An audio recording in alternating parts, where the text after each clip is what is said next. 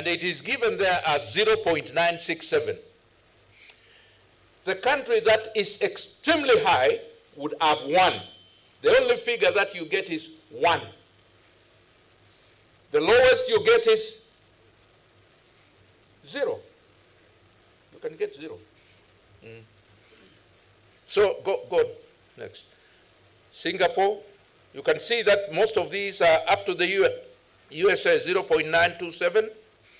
And then life expectancy is the number of years one is expected to live when they are born.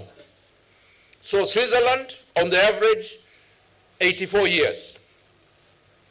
Then you go down, South Korea. Oh yeah, South Korea is good to look at. 84 years, USA 78, China 78, and so forth. Now, when you look at figures like this, it's okay. But now let's go and look at figures. Please keep in mind the HDR, figures in Africa. Next.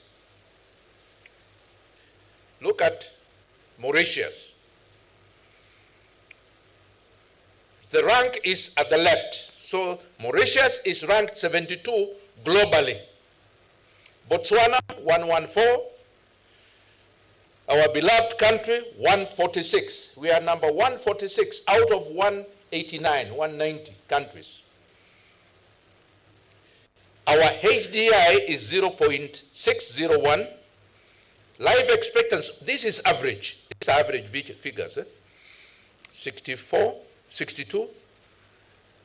Education, 11.4 years. This is on the average. What an ordinary person ordinarily would spend in school. Benin, and of course the last country, Niger, we are talking about 0.39, etc. It is also good to look at the GNI, gross national income per capita, and the figures are also given there, and you can see for Kenya we are still struggling with $4.8 thousand per year per person. Just keep this in your mind. The figures that you should focus on is the HDI. Where are we ranked? And if I was to ask you, what should we declare? Where do we want to be by 2050, by whatever?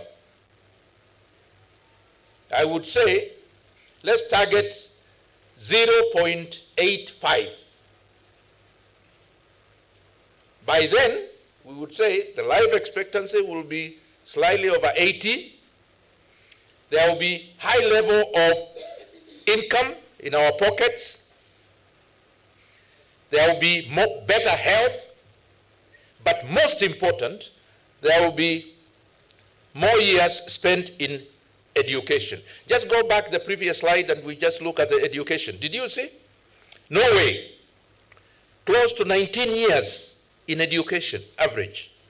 Singapore, 17. UK, 17, and so forth. Whereas for us, we are talking about 11. So when you look at these figures, it is very clear that as a country, we must focus and refocus on education. Next.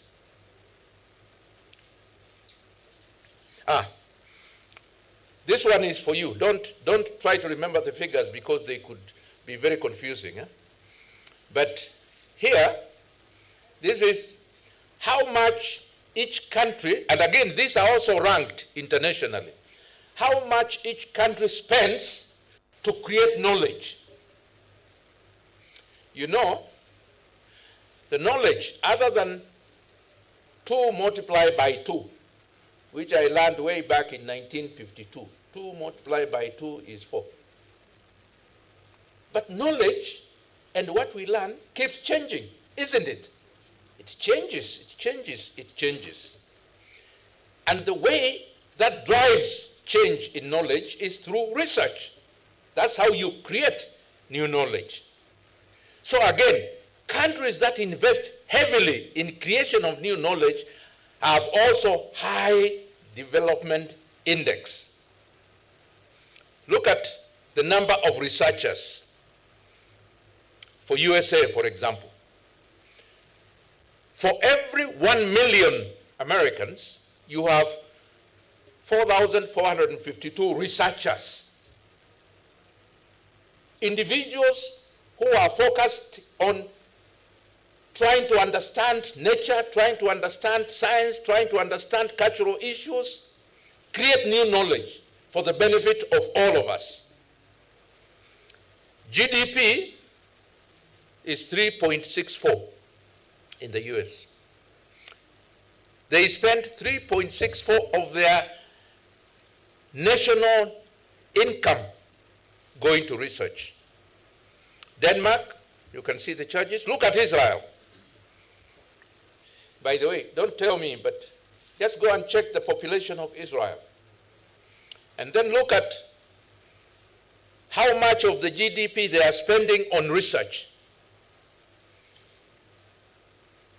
And I sometimes wonder, sometimes you see some fruits somewhere in places and they are from Israel.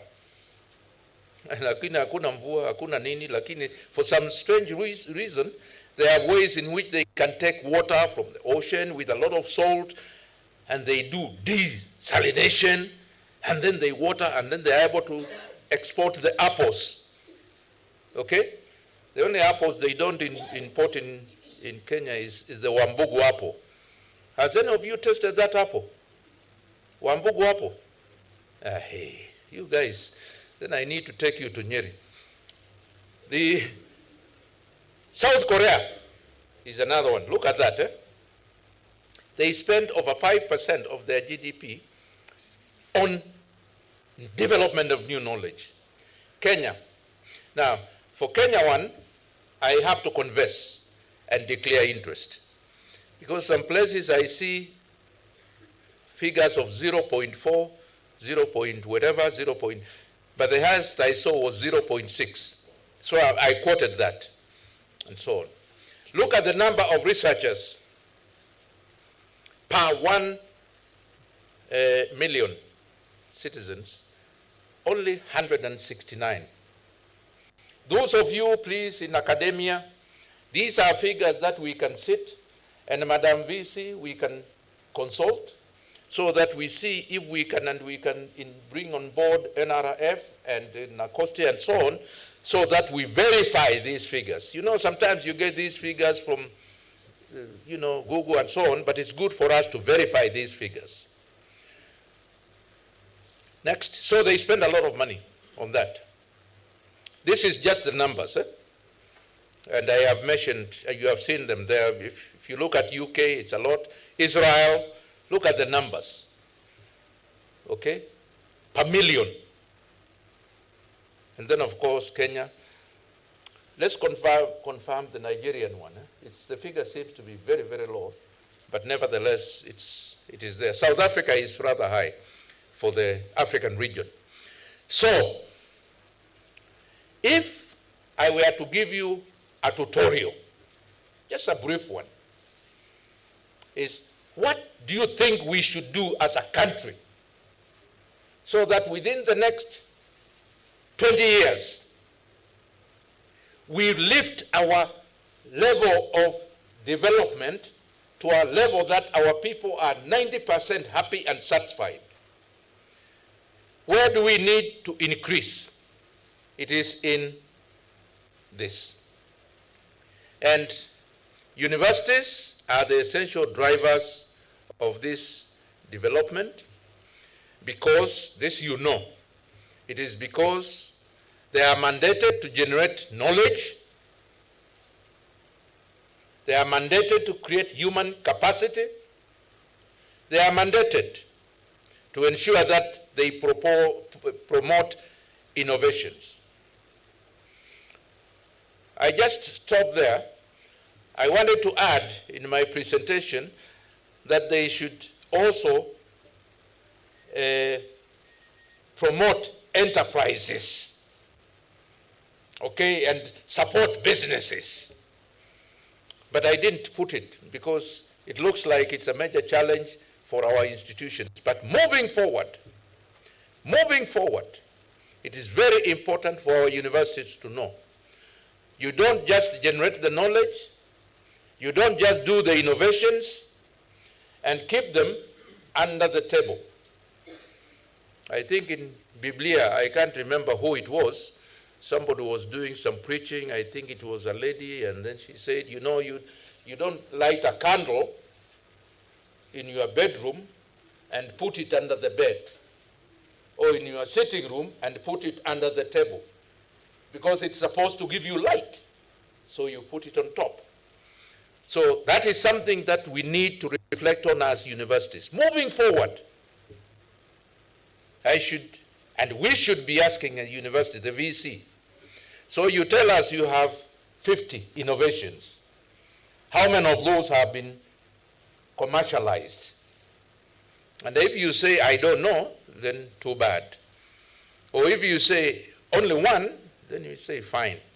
But if we go to another university and you ask them, what is your innovation? They look at you, they tell you, crickets.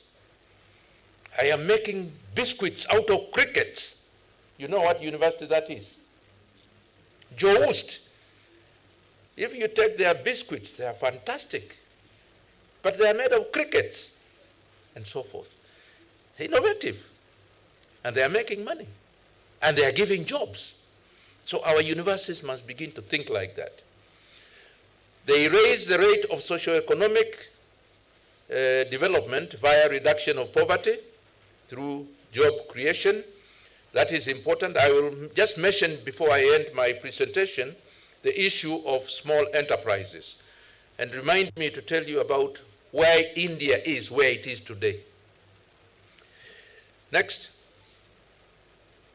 We are talking about the role the universities can do, and I think the issue of reduction of poverty has been shared. The bullet too is very important, and maybe it is the elephant in the room. Governance of natural resources. We have a lot of natural resources. And if I asked you, when you hear we have natural resources, whether it is stones, whether it is sand, whether it is water, whatever it is, by the way, who owns it? Who owns it? It is you and I.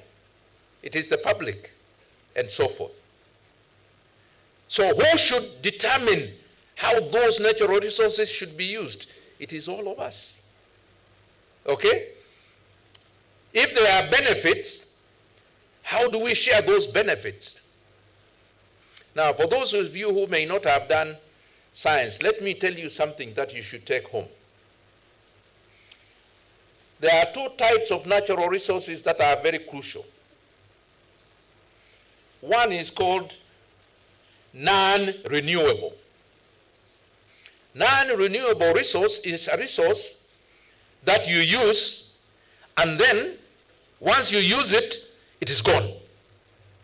You can't recover it.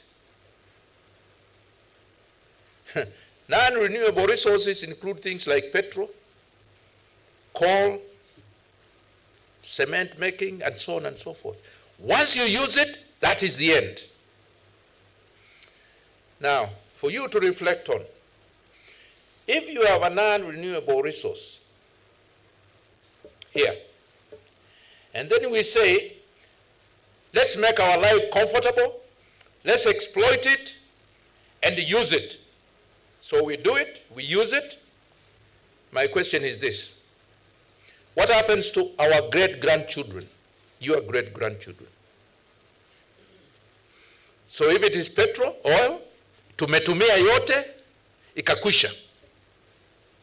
So what will they do when they are born and they want to use that petrol years to come, and we have finished it? Think about it. There is another type of resource, natural resource, which is called renewable. In other words, you can renew it. And that one I don't need to spend time on. Anytime there is rain, we plant maize, or whatever it is, and ongwashi, even doma, and so forth. But you know for a fact that next year, God willing, we will also have rain. So you can renewably be able to generate it.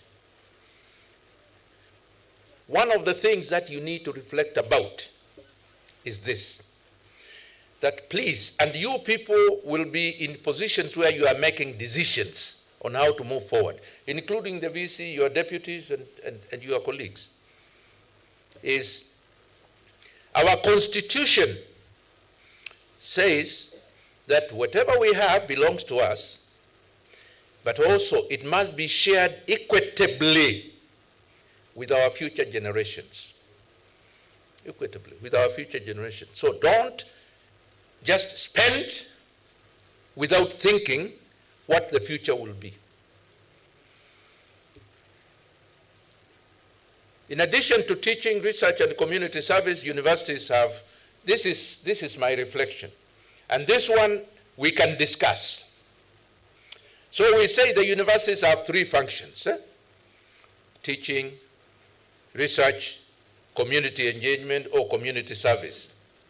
Is there something else that we feel the universities should be doing? In my view, yes. The universities should be driving this economy and make it vibrant of our economy. The universities should ensure they inculcate values into their curricula, value systems, national values, Article 10 of the Constitution. The universities should ensure that we bring our nation together and make it cohesive. That is why, by qualification, the university should be a reflection of the face of Kenya. That is very important. And we all share the same future. Peace and security is extremely important. My challenge to universities as we move forward is we have declarations that are international declarations, like Sustainable Development Goals. Okay? Now, the SDGs, let me tell you, will be achieved. They can be achieved. But in my view, the universities should be the major drivers of this process. So please, KU family, ask yourselves, of the 17 SDGs, the 17 Sustainable Development Goals, which two do you feel that your university should be focusing on? Or which three? And inculcate this within your young people. Next, I'm just about to end. Now, we come to the question of reimagining the future. And this one I will be very quick. I think universities need to integrate innovation and entrepreneurship programs. That to me is very important. There is nothing that says that a university cannot set up an enterprise and so forth. Please ensure that our graduates are able to survive and function in a multicultural environment. How do you achieve this? And let's see if we can inculcate it into our systems. Internships in industry, but also internships in community service programs. That to me is very important. So that our young people will understand the communities in which they live. And finally, promoting internationalization and creating a culture of peace, so that if in Africa, and we can do a tracer study on this and find out, by the way, this can be a very good research project, find out the level of internationalization in our universities in Africa, and what is making some universities have high international students and others low. You may be surprised that it could be how many American young people will want to come to a country where there is no peace. Parents will not allow them, isn't it? But if there is peace, and people are laughing, and they see photographs and so on, and people are coming, tourists and so on, then you have what I call a pull effect. You bring them here. Now, don't quote me. The reason why internationalization is important is in places like America, if you go, you don't pay fees the same as the local person. You pay more. So now if we attract students from South Korea, from India, from everywhere, don't charge them the same amount, okay? But you don't tell them that.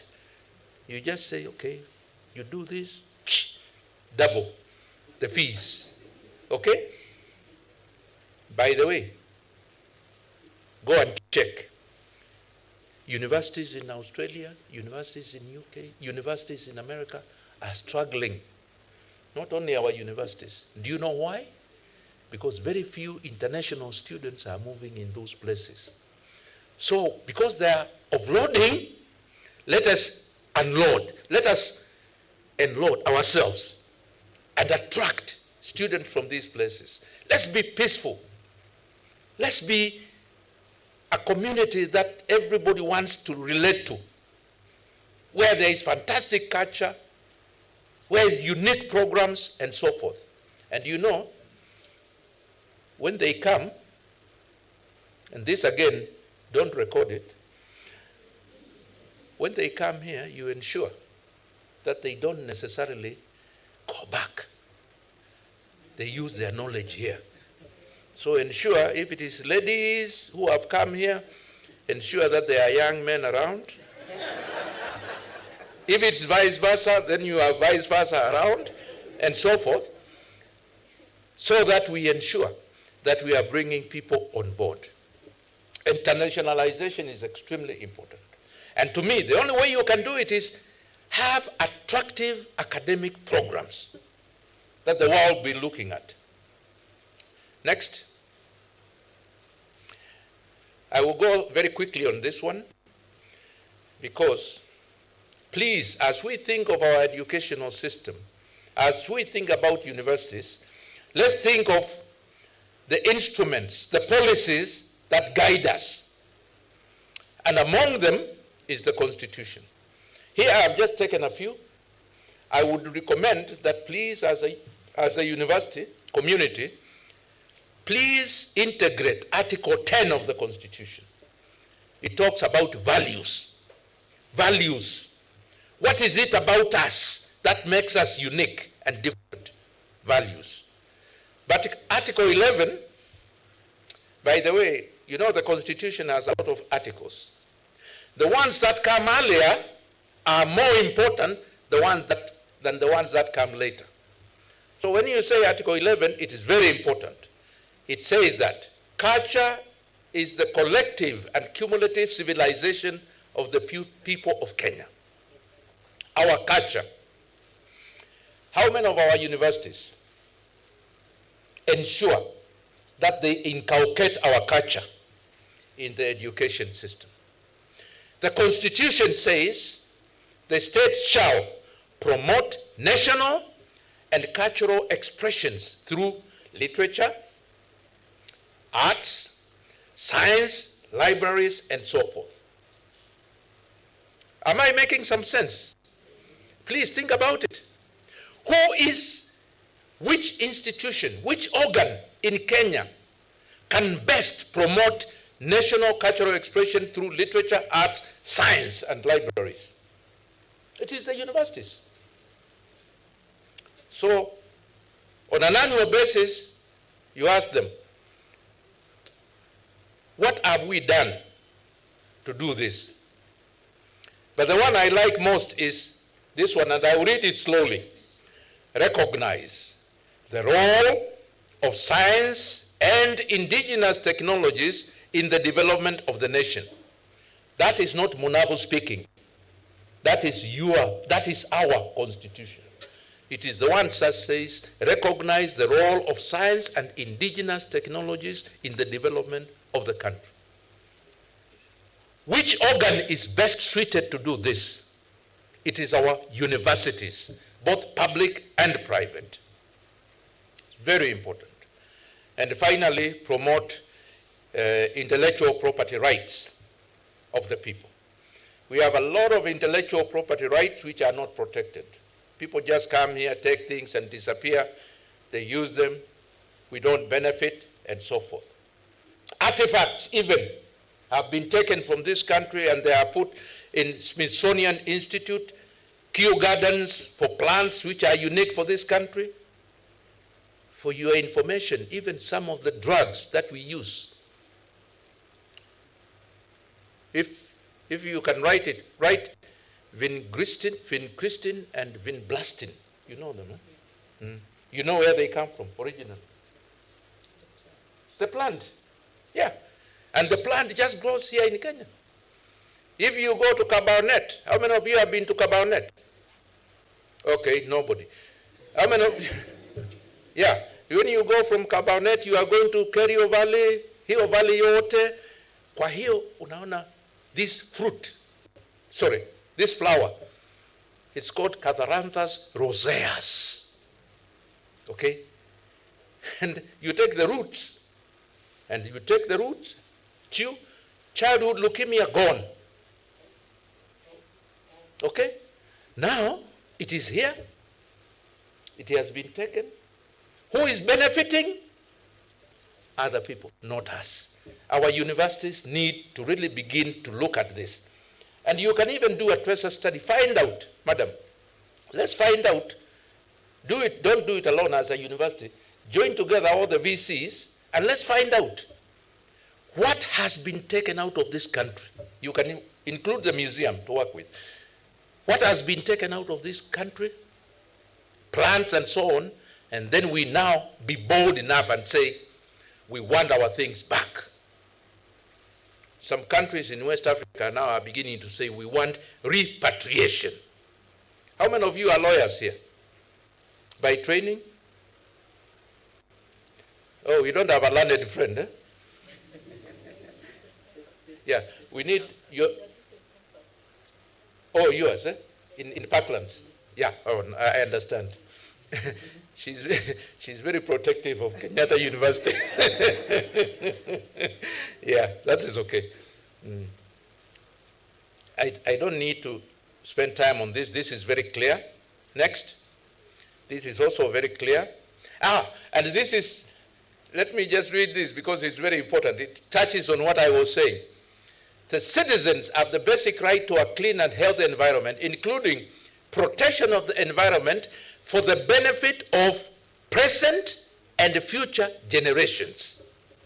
So anything that we do, don't say it is for our benefit, no. It is us as a nation, us and our future DNAs as they come on board. Next. Now, this is, I'm just about to end. Yeah, I have only, I was told 6 minutes. I will try to comply. But these are very useful statistics that I want you to reflect on. And it's on the basis of this that we must reimagine our universities. And listen, for UK, US, Canada, by 2030, the population is shrinking in those countries. Japan will move from 128 million to between about 100 million by the next 2 to 3 years. Europe's population will shrink to 7% of the world population by 2050. India's working age population also is projected to move up a little bit. But the fourth bullet, the population of sub-Saharan Africa will increase. From the current, I think these figures I tried to, I was using 2030 as a base, but there could be some slight changes. 900 million to 1.4, say 1.6 billion by 2030. That is Africa. So when you look globally, the place where populations are going to be raising, and this is not me, this is in the public domain, it will be in Africa. And you notice Kenya, the population of Kenya has grown from 7 million when we were getting independence in 1963 to about 51 million and so on. 7% increase within 57 years. So you can use that mathematics and statistics and project what our population will be. So, the population in Africa is going to increase. That's point number one. It is estimated that over 25% of youths, world's youth, this is below 25 years. I think in Kenya the definition is different, slightly different, but 25 years, whether it is 30 or 35, will be living in sub-Saharan Africa. Every one of 4 children born will be in Africa. The growing population, this is now the benefit.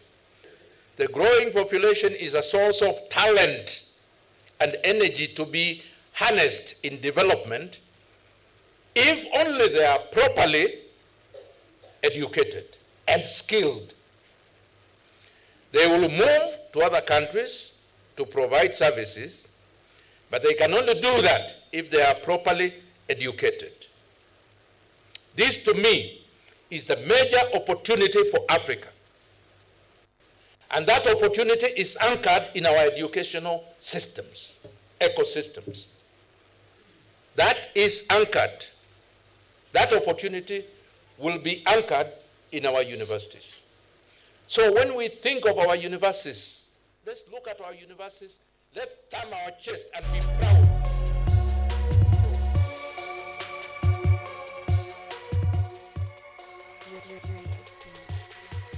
All right, good morning from wherever you're watching us. It is the 8th day of April 2025, a day which is quite interesting to be alive, very much a day where everyone is happy, I guess, because it is a beautiful day. Hakujanyesha, everything is going on fine from wherever you are. I don't know how it is from where you are, but you can also share with us so that we can know, are you happy from where you are or are you sad? Despite everything going on in the country, still Kenya is considered to be a happy country, not just because of sherehe, but because everyone is just minding their business and trying to keep up with everything that is going on, whether it's the weather, whether it's the economy. Everyone is trying to keep up with everything that is going on in the country. And it is very interesting and very amazing to be having you on board this morning. Thank you so much for choosing us, for your entertainment, and for us to inform you this morning. This is KUTV Rise Today, Biashara Tuesday, a show where we keep you informed on everything that is business, whether it is giving you trade secrets, whether it is giving you insights on where you can begin your business, how you can begin your business, how you can run your business, how you can be a good leader at your workplace, how you can manage office politics and everything in between that. So having said that, it is very important this morning that I help you. Most of the time in this show, we're always telling you that it is good to have mentors. It is okay. It is the best option for you, especially as a young person, to have mentors. Or if you're beginning your journey into entrepreneurship, or if you're beginning your journey into leadership, or if you're beginning your journey into corporate spaces, or if you just want to become big in your life, it is very important to have mentors. But what we don't tell you, this is something that I've realized, that something that we don't keep you informed, is that sometimes you will get mentors, yes. But how do you keep the mentors? How do you maintain that relationship with your mentors? Often they say that your network is your net worth. But if you come to think about it, it is your net worth that is your network. Because if I am bringing value to your life, I'll as well require you to bring value to my life. So you might go to an event, have contacts of so many people, but end up not calling even a single one of them. Why? Because they will not pick your calls. Why? Because you don't have value that you're giving to that person. And that's why this morning, it is very important that I've decided that you should know reasons why most people lose their mentors, or reasons why most people destroy their mentor-mentee relationship. And one of the reasons is lack of initiative and follow-through. This is when you have gotten to an engagement with someone who is maybe big, successful in the industry they are in, and then you talk to them, they agree, that they are going to mentor you. And then on your end, you just sit there and expect them to call you, check up, follow up. You don't have that passional zeal, or you don't have that mojo where you want to do things and you want to involve them, you want to have them on board. Most of the time, that is a reason why most people lose their mentors. Another reason why people lose their mentorship relationship is because they have a feeling of entitlement. Remember, most of the time when you're meeting these mentors, some of them are big in their spaces, and they may be busy with their schedules, and most of them really value their time. So the few minutes they spare for you, maybe to reply to your email, to reply to your DM, or just to spend a personal time with you so that you can learn from them. Sometimes the mentees feel entitled, that they deserve it. Remember, this is someone who is successful. If you come to think about it, they may not need you in their life. They're just offering to help you. So that feeling of entitlement, you are demanding from them of their time. You're not empathetic that they're sparing their time. You're not appreciative that they're sparing their time and knowledge for you, may end up making your mentors uncomfortable. And for that case, they may decide to pull out from the relationship. And another reason why these relationships are destroyed is because of lack of boundaries. You don't, should I say, you don't realize that you have a space that you occupy, or you have your limits that you have in their lives. There are spaces they have allowed you to be with them, and now you go beyond the boundaries. That is another reason why mentorships, sometimes those relationships fail. Another reason is because they give you insights, they give you their advice on how you're supposed to move about things, how you're supposed to run your business, how you're supposed to brand yourself. And then as a Gen Z, or as a person that you are, you see that, I think I know better than they know. And you decide to ignore what they're telling you. You decide to ignore their advice.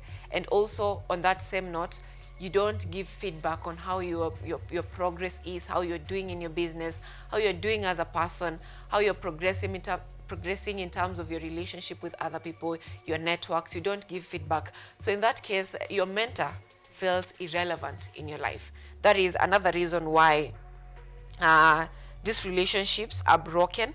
And another reason, which is very important, is overemphasis on personal gain. This is when you're meeting someone, and you just met, and then you begin talking. They mentor you, and then after a few weeks, you have an emergency, a 10K. My rent is due. Can you send me 10K urgently? This is the person you've just met, and now you're bringing your personal needs to them for you to benefit. Or you're in a setup where they are well connected, they have friends, and then interacting with the friends, you assume these are also your friends. And now you begin asking for favors from his friends. And all this is something that itakasirisha your mentor. So that is another reason why sometimes these relationships with your mentors end up failing. Another reason why the relationship fail is because you lack initiative of having personal development, where you need to work on yourself, you need to read books, you need to attend more workshops, you need to push yourself into doing things to make yourself better. You lack this initiative of developing yourself as a person. So this is something that will also scare your potential investors. It will also scare them because they will feel like they're wasting their time on you because you don't have that drive, you know. So these are among the reasons why the relationship breaks. And the last but not least is when you have poor communication skills. You are texting your mentor and telling your mentor, niaje, or sasamzae. You know, this is someone who is big, someone who wants to help you, someone who sees the potential in you. And when you give such vibes, they see you as a person who is not serious in life. You don't know what you want. And this may break the relationship. So those are just among the reasons why this relationship with your mentors sometimes fail. So in as much as here on Biashara Tuesday, we keep encouraging you that you need to have mentors for you to fasten your growth, you also need to know ways on how you can keep these relationships. They say sometimes you pray that, God, I need you to connect me with my destiny helpers. But you meet your destiny helpers and you fumble. You don't know how to express yourself. You don't know how to describe yourself. You can't articulate yourself. You don't know how to speak. Your mannerism is poor, and everything about you is just disappointment. So in as much as we keep encouraging you every morning, on every Tuesday morning, that you need to have mentors in your life, make sure that you work on yourself. And some of the things that you can do to sustain a strong relationship is to show initiative, act on advice, express gratitude, align expectation, and build a rapport with these people. Create a friendship. Sometimes if you're a young person, you're beginning, and for example, you're in media industry, you want someone to mentor you, you can offer a volunteership, free service, like you'll be hosting, maybe you'll be having a workshop. Can I come and help you with it so that I can learn from you? You see, this person is seeing you're bringing value. They can have you on board because you're bringing value. But if you're there only to feed on what they are giving you, this relationship will be like a give relationship. So it won't work. It will definitely not work. So those are just some of the things that you can keep in mind as you're trying to have mentors. So this morning, we have things that we have prepared for you. And you know, we always have a look at what is happening in our nation. We look at the state of the nation, where we review daily newspapers and tell you what is going on in the country. We tell you as a nation, what do you need to know, and how do you make your decisions as a person, as a Kenyan. How do you understand your constitution? How do you understand your politicians? How do you understand everything that affects you as a person? So this morning on the newspapers, we have the Business Daily. And the biggest headline this morning on the Business Daily is Treasury seeks identity of crypto owners in new bill. Yeah, I know. Where you are, I know you're like, this is something that I was thinking of venturing into. This is something that is secure. But you know what? The government is having an eye on you. The government is watching. And now, if you're having crypto, the government wants to know, who are you? Because these people who are always telling us ni God, the government, mkono wa serikali umewafikia. It is high time that you need to have your house on check. And remember, this is also a platform where most fraud activities go on, because someone will con you and then just play around it, and then that money is transferred into crypto, and you cannot trace it anymore. So the government is planning to know how much crypto do you own, who are you, where are you, and everything in between. That is from the Treasury. On the Daily Nation is quite political this morning. It says Gachagwa's fight back. You know, yesterday at night, Gachagua was having an engagement with KTN, and he was responding. You remember last week, the president, before visiting the Mount Kenya region, he was having an engagement with the media outlets from the Mount Kenya region in Sagana, and he really made accusations. I remember we also told you about that last week. So he made accusation on how Gachagua was not fit as a deputy president, intimidating members of parliament. He also mentioned that Gachagua threatened him, that he was going to be a one-term president. And yesterday, Gachagua fought back, defending himself on what was happening. And when the political, the rain started beating their political friendship that he said was back in 2022, those are just some of the things that we are going to be talking about this morning. And also on the Financial Standard, it says chaos over Trump tariffs as EPZ jobs dip. That is also a very interesting conversation you're having this morning. On the Standard is also political this morning. It says the bombshell. Still, this is a push and pull, vita vya maneno, so we say, between the president and the former deputy president, Rigathi Gachagua. That is something that is going to be hot for the better part of the week. Most of our leaders are going to be talking about it. So it is something that we expect to be having this morning. And we will be joined by our very own Blue Smile Hassan and Ojuang Mariam for that interesting discussion. So, sorry, that is on the newspaper review that we'll be having this morning. Also this morning, there's quite that is going to happen. But before we get into all these things, let's take a look at what is happening on our roads and what is the weather situation.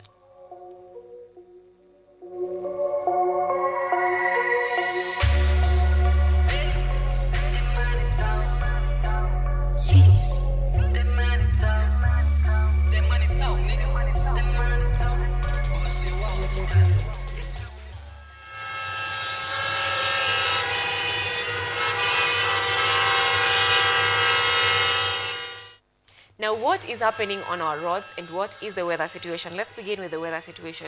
And I will begin by telling you what our meteorological department is telling us this morning. I tend to believe that it's among the active departments in this country, because most of the updates they are giving are always close to accurate or accurate. So the weather outlook from today till the 14th of April, that is 2025, according to Kenya Met, rainfall is expected to persist across several parts of the country. Isolated heavy rainfall events may occur in parts of the Central Highlands, Western, Northern, Northwestern, and Northeastern Kenya. In terms of the temperature, that is the temperature highlights. Daytime, the maximum temperature above 30 degrees Celsius, likely to be around the coast, the northeastern and northwestern regions. And the night time, that is the minimum temperatures, below 10 degrees Celsius is expected in some areas of the Central Highlands and the Central Rift Valley. It is a time when everyone is planting, so we expect isolated rainfall in most parts of the country. That is according to Kenya Met Department. And if we look at what is the specific, if we go to specific areas, let's begin with Nairobi. Right now, it is 17 degrees Celsius, feels like it, and we expect a slight cooling over the next 5 days. So if you were planning on buying that jacket or that trench coat, buy it, because for the next 5 days, we're expecting it to be cooler at around this time. And throughout the day, today in Nairobi, no expectations of rainfall. So it's just going to be a cool day or a chilly day with no rainfall. That is in Nairobi. So if we move on to the coast, we expect maximum temperatures at the coast. So Google says that it is 27 degrees Celsius and it feels like 30 degrees Celsius. So Google and Met going hand in hand. And throughout the day, there is no sign of precipitation. So no sign of rainfall throughout the day. If we move on to the Rift Valley, let's take a look at what is happening in let's look at Nakuru. It is 16 degrees Celsius, feels like 16 degrees Celsius, and from 10 a.m. to 1 p.m. there is a 20% chance of rainfall. That is in Nakuru. And the northern part of Kenya, let's take a look at what is happening in Marsabit. It is 22 degrees Celsius, feels like 24 degrees Celsius, and throughout the day from midnight, they're expecting rainfall that is at 20 degrees Celsius, 20% to 40%. That is at midnight. Should you call that tomorrow or still today? But from midnight, they're expecting rainfall that is from 20 to 40%. But throughout the day, no chances of rainfall. Now, moving on, let's take a look at what is happening on our roads this morning. Now, in Nairobi, you know, if you stay in Nairobi, you're always expecting traffic on major roads. That is, if you're coming from Ngong Road, if you're using Mombasa Road, if you're not really Mombasa Road, if you're using Outer Ring Road, if you're using Jogoo Road, these are areas where you're always expecting traffic. Let's take a look at what is happening. Let me just recenter this and see what is happening. All the tributaries leading to Nairobi. Nairobi Expressway. If you take a look at that is, let's begin with Thika Road. Thika Road, as expected, from KCA all the way to Muthaiga interchange, it is quite a traffic because there is a stretch of red. Those coming from Kiambu Road, joining through Muthaiga, it is also a day where there is quite traffic. But on other tributaries leading to Nairobi, if you look at, take a look at Jogoo Road today, looks quite okay. Outer Ring Road looks quite okay today. Everything is moving. So all the other roads leading to town, except those people coming from Ngong, next to, which mall is this? The name is gone. But those people coming from Ngong, there's traffic as you come to town, and those using Thika Road from KCA to Muthaiga, and those using Kiambu Road joining through the same interchange. So those are the areas leading to town that are having traffic this morning. All the other tributaries leading to town are quite looking okay, except those coming from Jogoo Road and joining through Kamukunji Business Center, entering town. That phase also is also having traffic. So entering town, those are the only places that are having traffic this morning. So that is on our traffic update this morning.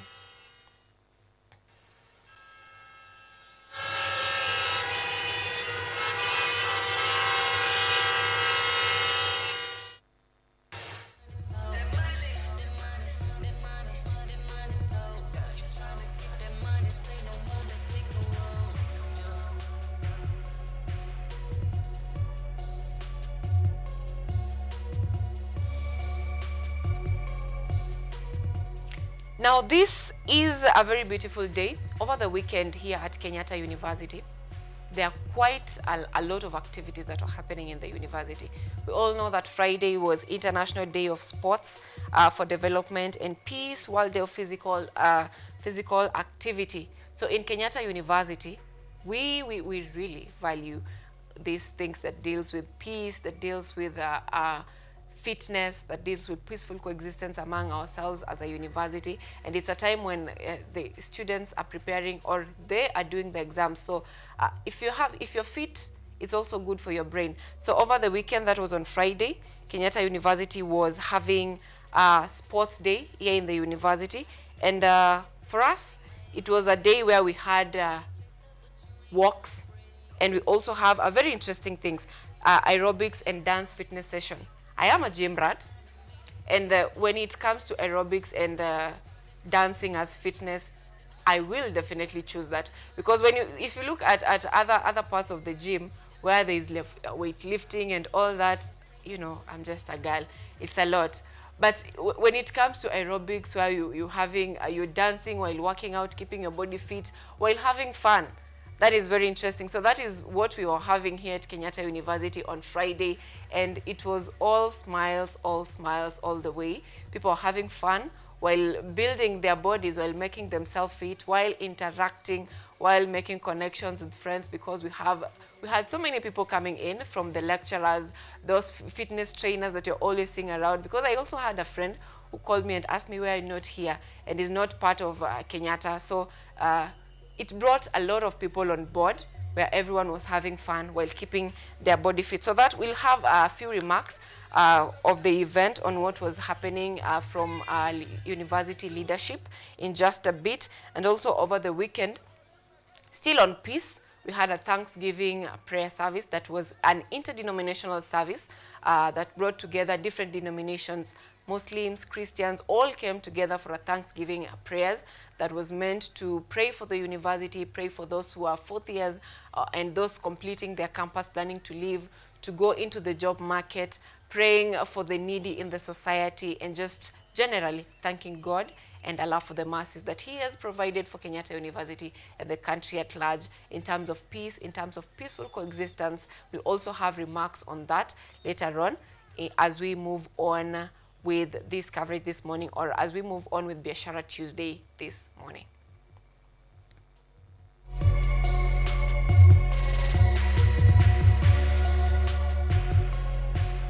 Administration and Finance, Professor Nelson Owile, Dr. James Jogu, CEO,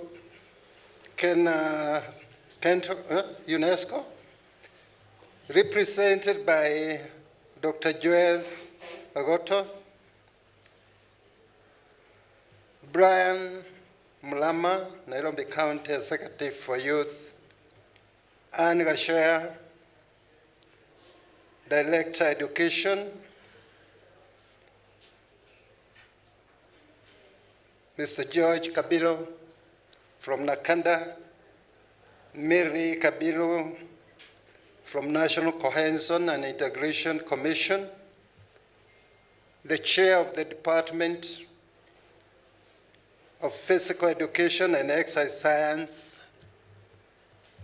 members of management that are there. I can see Professor Grace Bunyi, who is our Registrar Academic, other members of academic staff that may be in this room, invited guests from different organizations, students, ladies and gentlemen, good morning. It's very exciting, even as we celebrate this year's International Day of Sport for Development and Peace. When I was seated there, I could see the importance of sport, both to an individual and also to the nation. To an individual, I can say that many a times, sports can improve your economic status. And you have seen it. Having some of the richest people in the world coming from sports, whether we are talking about football, whether we are talking about athletics, and even in this country we know we have quite a good number of our athletes that usually win so much money within a very short time. We also know that sport help an individual to improve his own health. Even before we come to the aspect of others, I'm very sure Dr. Jenga and others, and Jurea, they'll be able to, Dr. Jurea, they'll be able to tell us that just by doing sports, you eliminate a number of health-related challenges. Many of the lifestyle diseases that we know today, we can be able to associate it with the lack of sport. And those of us who, by God's grace, has managed to be traveling in many other countries outside this country, there's many countries where sport is taken so seriously. Go to a country like Japan or China, and very early in the morning when you wake up, you find people, old people, are already in the field doing sport. You know, yesterday I was very excited. Those of you who watched the TV, you know our old ladies, the football ladies, who are playing in South Africa. I was very, very excited to see them and to listen to their stories because of sport. In fact, I think all of them, they had now had a chance for the first time to enter an airplane and to be in a different country. You know, I like the way they were sharing their experiences. Recently in this university, we said goodbye to one of Kenya's most decorated sportsmen. That is Professor Mike Boyd, who retired recently. And one of the things during his the retirement party, he said, it is because of sport that he managed to go and study in Stanford University. And all of us know Stanford is quite an expensive university. So I'm telling the students who are here, sport can make you to go to that university that you have been dreaming about. And therefore, as a country, I know the government has given a lot of support to sport, and it is upon each one of us to take that opportunity to be doing what is right. without a lot of talk, let me take this opportunity to invite our chief guest, represented today by my colleague, Professor Nelson Wire, to give his speech. Thank you, and God bless you. Economics. So I'm a professor of economics, and I like the last word that he gave us, that you joined the best university in Kenya. Please do. It is very, very important. Very, very important. With me here, members of management, maybe they would just stand to be introduced. Members of management, I've seen Registrar, Corporate Affairs, Professor Grace Mbunyi. Thank you very much. And we have Deputy Vice Chancellor, Academics, Professor James Gungu, who has just talked to you. Of course, I don't forget the organizers who are from the Department of Sports. Madam, you can just start. Then the chairman of Sports and Camps, Dr. Njenga. I don't know who else are in those two departments. Yes, madam. I can't remember your name. Doctor Mwome. Thank you so much. So I'm representing the Vice Chancellor, and therefore I'm not going to speak on my own behalf. And therefore I'm just going to read the speech the way it is. Members of Management Board are present. Dr.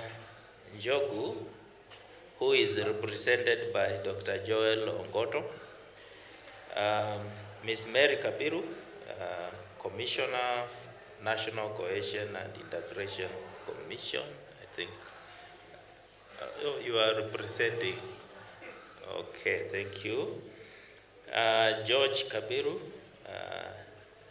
Nakata, thank you for coming. Anna Kashoi, Director Education, I think she has just talked to us. The one I didn't see is Brian Mulama, was in this speech. It looks like we can acknowledge him in absence here. Director Sports and Games, I think he has been with us throughout. The organizing committee, I didn't see the organizing committee. Where are they? Chair and group. Organizing committee. Yeah, organizing committee, thank you very much. Let's clap for them. All staff members present, our guests are present. Ladies and gentlemen, good morning. We have congregated here this morning to celebrate the International Day of Sports for Development and Peace, themed Leveling the Field, Sport for Inclusion. Indeed, we take pride in hosting this year's celebration as we underscore the transformative power of sports in shaping a more inclusive and equitable world. We are cognizant of the inequalities in our world today. Hence, we acknowledge the effort made through sports to bring people together and create a leveling ground for access to empowerment. Remarkably, sports aptly presents this effort, breaking barriers, challenge stereotypes, and brings people together, regardless of gender, ability, and background or status. Let me remove my cap so that you can take photos properly.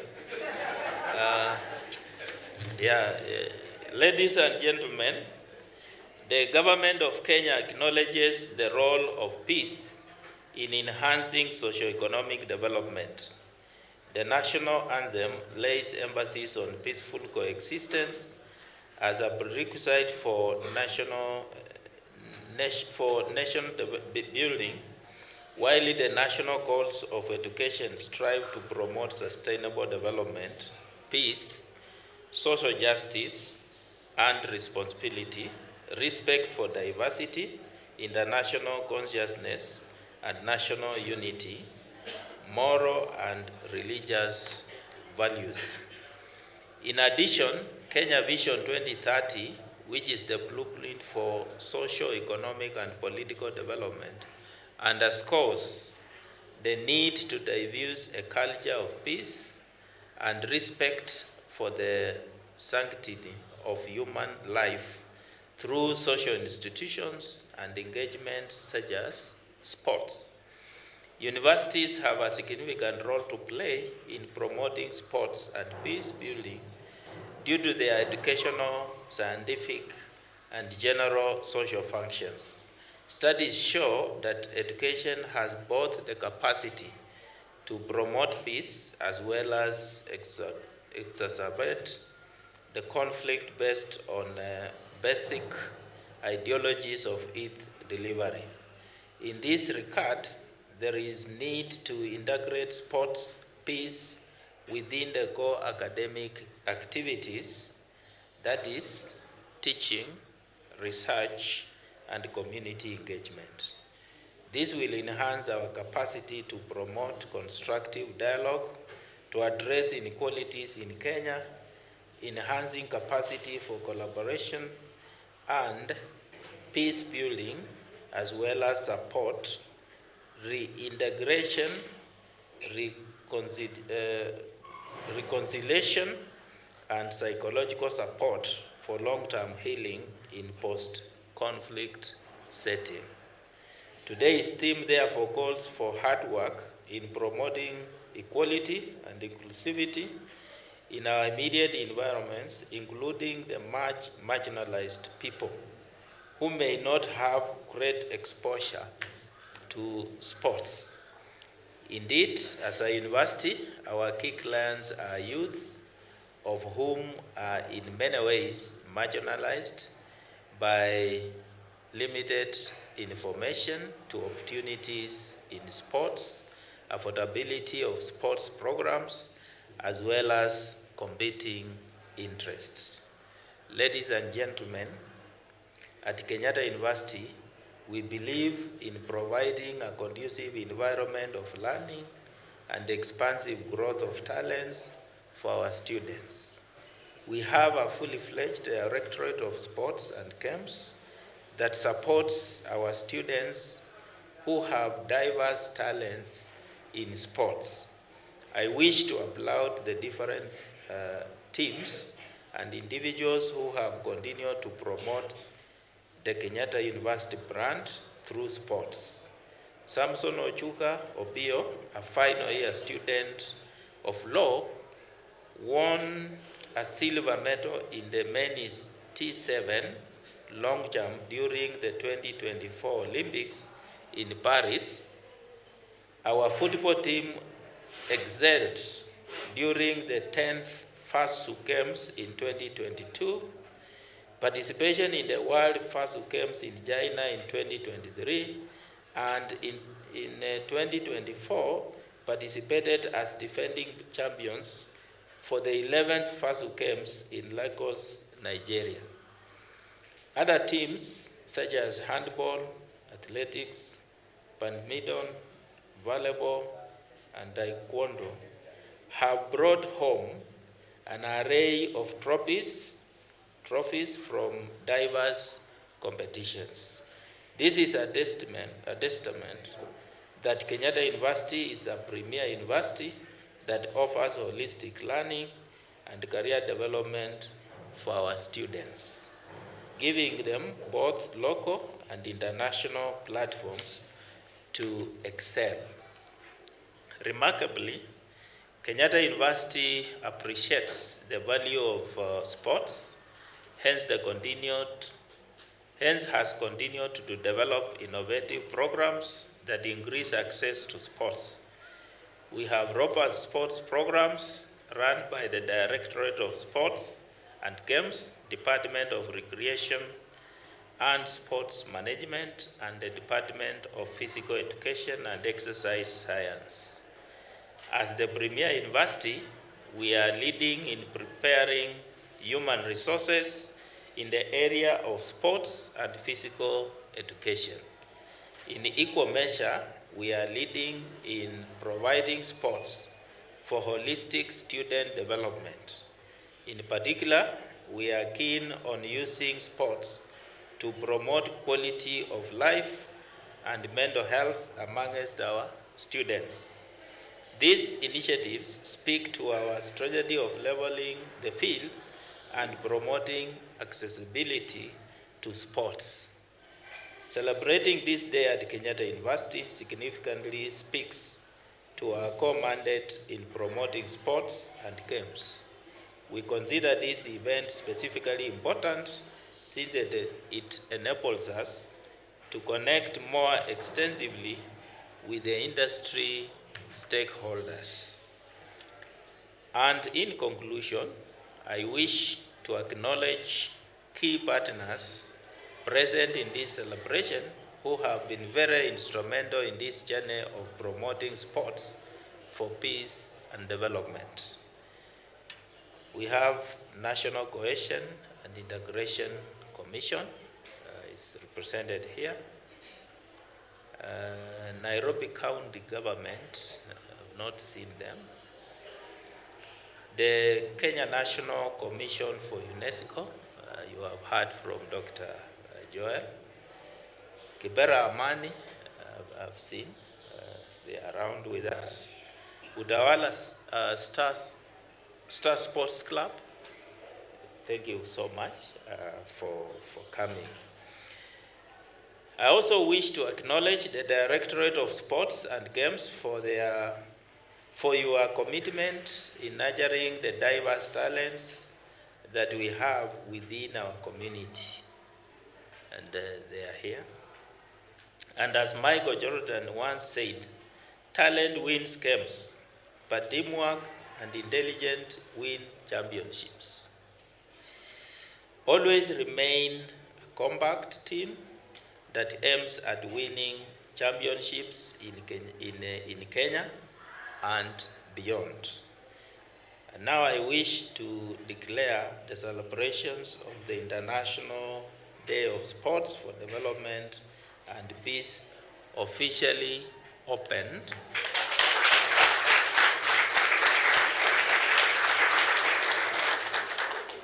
And that is the speech from the Vice Chancellor, Professor Washeke Wanjohi, during this International Day of Sports for Development and Peace. Thank you very much.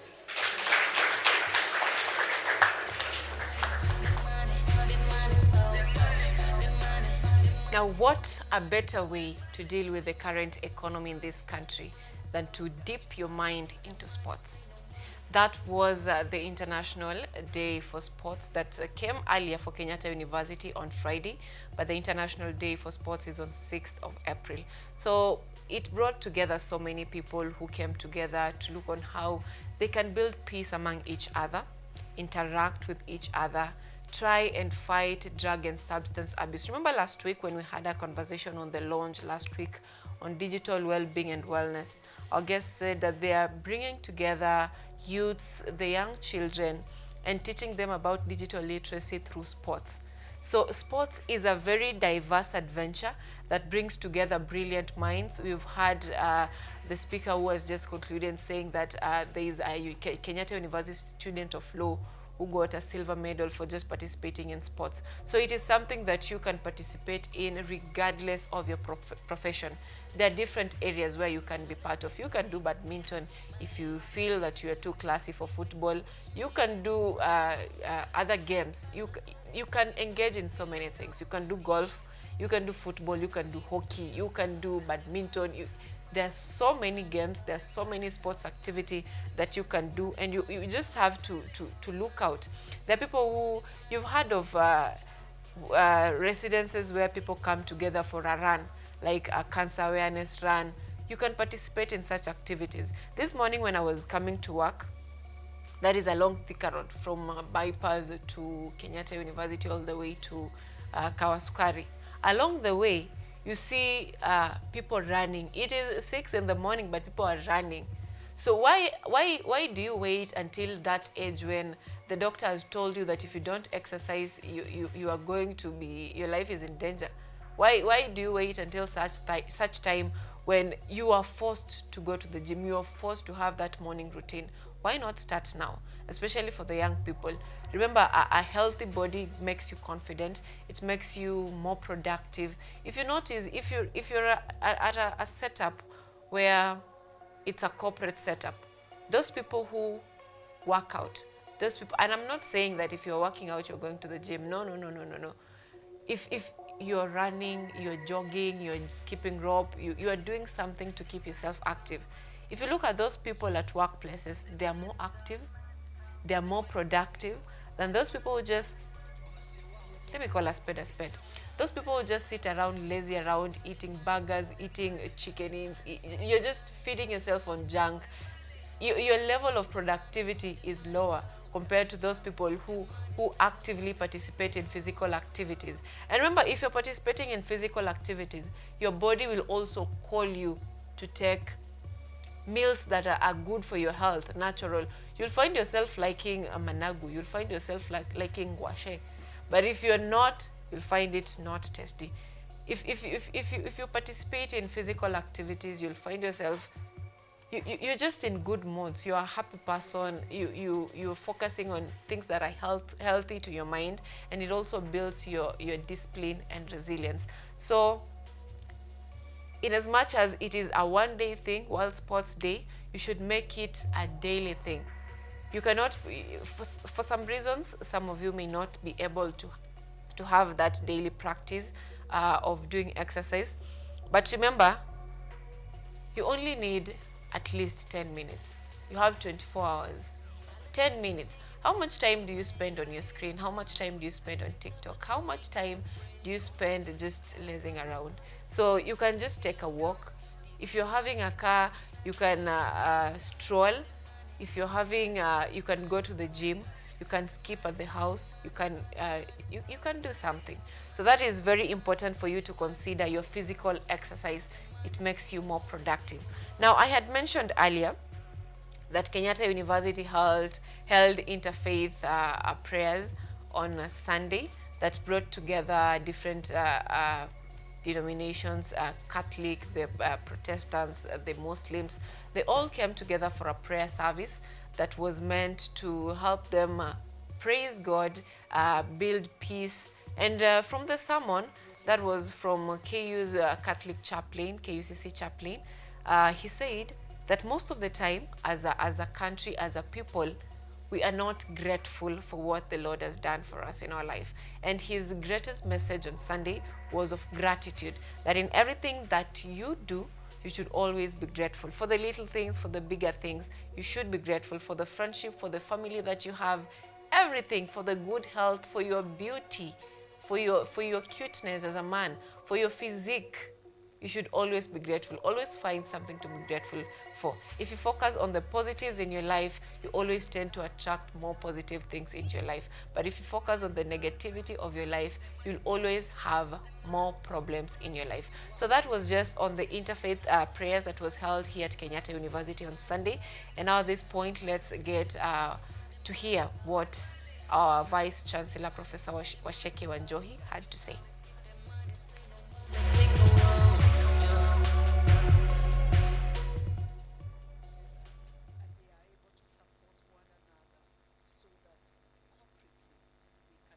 To achieve our common goal, which is vision and our mission. And so today, as we gather here with a lot of joy. And even as we reflect, we are full of gratitude for this particular service that is held every year. And it does help us as Kenyatta University community, bringing all faiths together, bringing each one of us together, including that little baby there, to just celebrate and to tell God, we are so grateful and we appreciate you in the life of this Kenyatta University community and in the life of each and every body that is here, whether it is the students, the faculty, the management, the council, the chaplaincy, the imam, and all the communities. I mean, all the sub-communities that make what Kenyatta University is. And so this service really is more than just an annual tradition, but it's really a spiritual act of unity, a spiritual act of expressing our gratitude to God, and an act and an event that allows us to just reflect. And as a community, we do reflect truly on the goodness of the Lord throughout the academic year, 2024-2025. And even if it is not the end of the academic year, we acknowledge that after this, some of you will come back for the third semester. Many of you will go out for industrial attachment. Many of you will go for internship. Others will be taking a break. And so we find this the most appropriate time to actually correctively reflect together and give thanks to God for guiding us through our challenges and guiding us through our past year. So our being here together as a community is a reminder of the importance of unity with our diverse faiths, our diverse personalities, our diverse ethnic groups, our diverse categories. I mean, it's really a reminder of the importance of our unity in all those respects.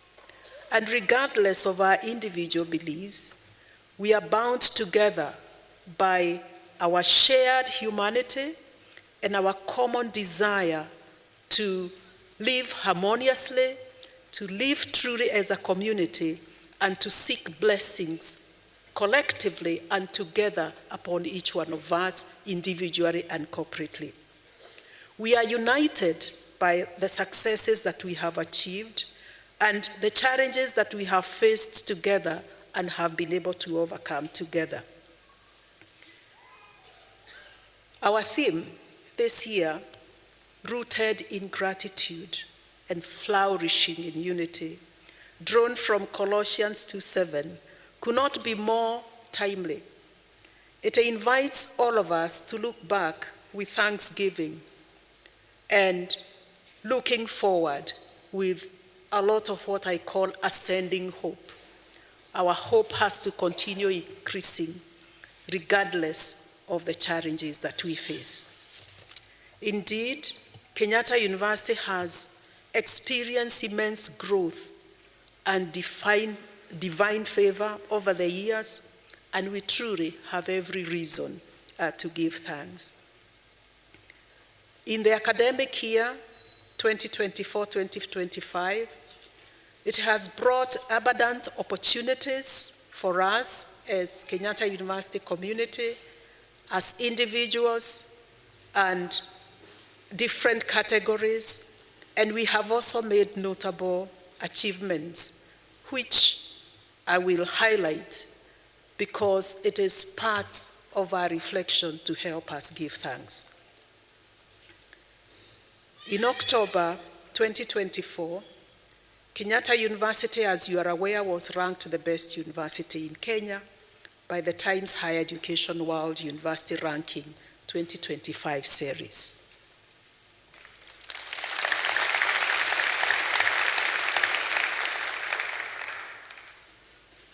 And during the same year, in Webometrics, that is ranking that is based on data information that is extracted from our website. We were able to move 46 spaces upward globally, a big improvement. In Africa, we have moved up 7 spaces. And in Kenya, we have maintained our position as the best university. I would like to say this is not a mean achievement.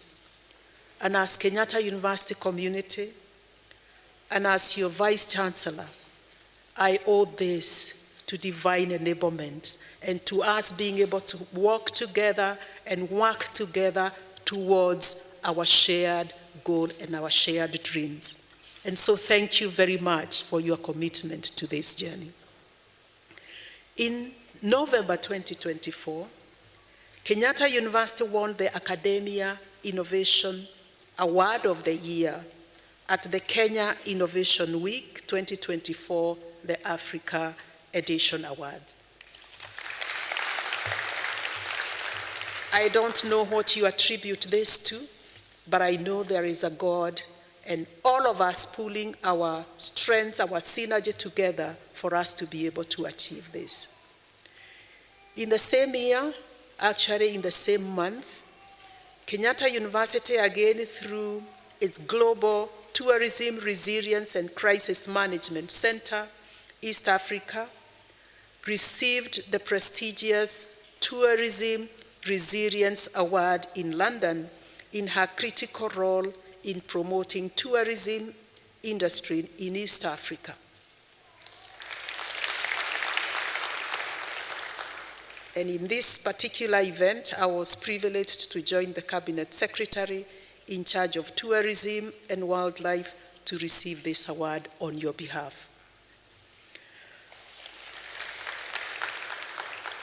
We also participated in the Nairobi International Trade Fair, and nationally we emerged #1 in research and development.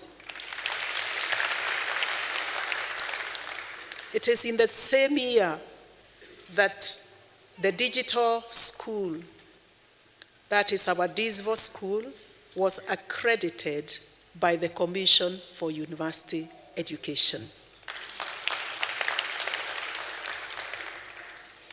And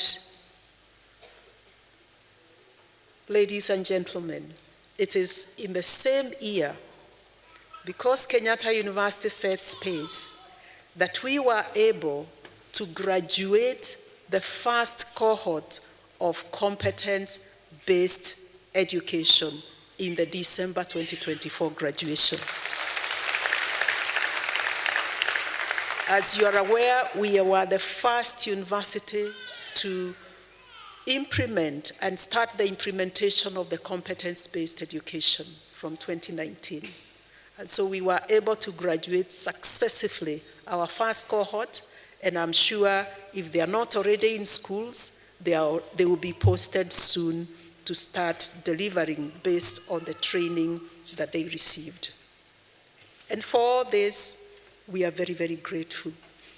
Beyond research and academia, Kenyatta University staff and students have continued to raise our flag high in sports, in music, and in performing arts. It's noteworthy that during the 2024 Music and Drama Festivals, Kenyatta University did not only emerge the best in the tertiary level category, scooping 16 trophies, but also maintained position 1 in the music festival, a position we have held for the last 15 consecutive years.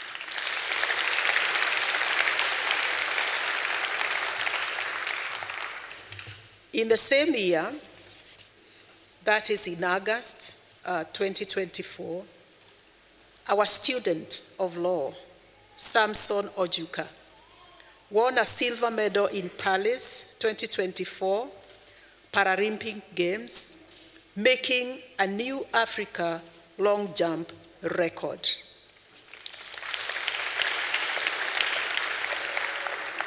This is not just a testament that disability is not inability, but this serves to exemplify our thrust that when you join Kenyatta University, we allow you to explore all your potential by giving you opportunities to participate in extracurricular activities and participate and take advantage of all the opportunities that exist in this university. And our faculty, our staff, the senators, I want to thank you for really supporting our students to become all that they can be. And I want to say and emphasize this because I have said this before and I want to keep repeating it. I have been in this university for the last 36 years teaching. And some students come back and tell me, we wish we knew the opportunities that existed during our time. Because now they come back and they go out elsewhere and they have to pay extra to get the skills that they would have gotten here for free. So our students, when, for example, we ask you, make sure that you enroll in our 6 weeks leadership development program. We call it Growing Leaders Program. The university pays for it. The university is sponsoring it. You don't pay a coin. You only need to be available for 6 weeks, and after 6 weeks, we give you a certificate. And you know what? That puts you ahead of the pack. That is just an illustration to tell you, take full advantage, and I mean full advantage of the human resource that we have here, the expertise in our faculty, the other resources that we have like internet to really grow yourself and be able to come out of this university after you graduate way ahead of your peers. And that has happened. But I want to see more and more students really getting out of here and not having to struggle to look for jobs because they were able to enhance their other capacities, to enhance their skills, so that when they go out, they're not just going out with a certificate for the program that they enrolled for. And Samson Ojuka, a student in law, but participating in Paralympic Games. Really, that speaks very clearly as to our thrust as Kenyatta University. I am also very happy that we had our football team represent the university in the 11th FASU Games in Nigeria. We also have other teams such as handball, athletics, badminton, volleyball, scouts, taekwondo, all have brought home an array of trophies from diverse competitions. But beyond these accomplishments and achievements, we are cognizant of divine enablement and the unity of purpose that has propelled us thus far. Through our collaborative projects, interdepartmental partnerships, interfaith prayers, student-led outreach programs, we have been able to stand together and remain stronger and have become more connected. Indeed, unity is not the absence of differences. It is the presence of a shared vision and mutual respect. And as Psalms 133 reminds us, where brethren dwell together in unity, there the Lord has commanded a blessing, even life forevermore. Therefore, let us forge ahead in unity and our eyes fixed on God, even as we conclude the year 2024, year 2025. And in this respect, I would like to acknowledge the student leadership under the chairmanship, that is the Student Governing Council, the 20th KUSA Congress, for what you have done among the student body and have contributed to our achievement this year. I also want to thank the leadership of the directorate, that is Directorate of Student Affairs, and all the directors who have taken their different roles to actually make their contribution towards our achievement today. I also want to acknowledge all our staff, all our faculty, both teaching and non-teaching, for the contribution that you have made individually and collectively for us to be able to achieve what we have achieved as Kenyatta University community. And to our senators, we really want to acknowledge all of you, the chairmen of the departments, the executive deans of the schools, their deputies, the directors of various campuses. We really want to appreciate the work that you're doing, both in terms of supporting us in academic and also in administering the schools and the departments, and the contributions that you have made for us to be able to achieve what you have been able to achieve this far. And to my members of management who support me on a day-to-day basis, I really want to register my appreciation to all of you that we have been able to deal with very difficult issues, but because we have been pulling together, we have been able to achieve this much. And of course, without the support of council, we cannot do much as a management. We cannot do much as a university. And of course, without the support of our government, the primary shareholder, and without our stakeholders, other stakeholders, we have not been able to achieve much. And I want to also appreciate the chaplaincies and the imam. We are not just human doings, we are spiritual beings. And I want to acknowledge the support that they have provided to our students and to our members of staff that have also contributed to what we have been able to achieve today.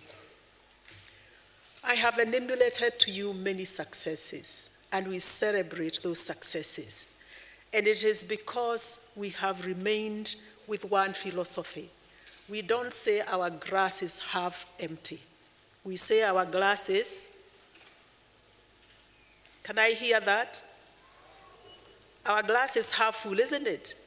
And so that's why I'm ending with the challenges, because when a glass is half full, you have hope that you can actually feel it. But when you say your glass is half empty, then you are saying it's going to be emptied further, isn't it? So we have had a share of challenges. And today, as we remember those of us who have parted, we started off with them in the year, both the staff and the students, and they're not with us today. And I can tell you, losing a member, any member of our community, either from a student or whether it's a staff, it really is a loss to all of us. And we want to trust that the Lord, who allowed them to transit to before us and go before us, will continue to cause their souls to rest in eternal peace. And we do also ask the Lord to continue showering the families of those who lost their loved ones with love and comfort, and continue to keep our hope alive, because we hope to see them in future when we also go home. Let us therefore give thanks to God in all circumstances and endure to the end. I will not request you to observe a moment of silence, because that had already been done, so I will not wish to repeat that. We also have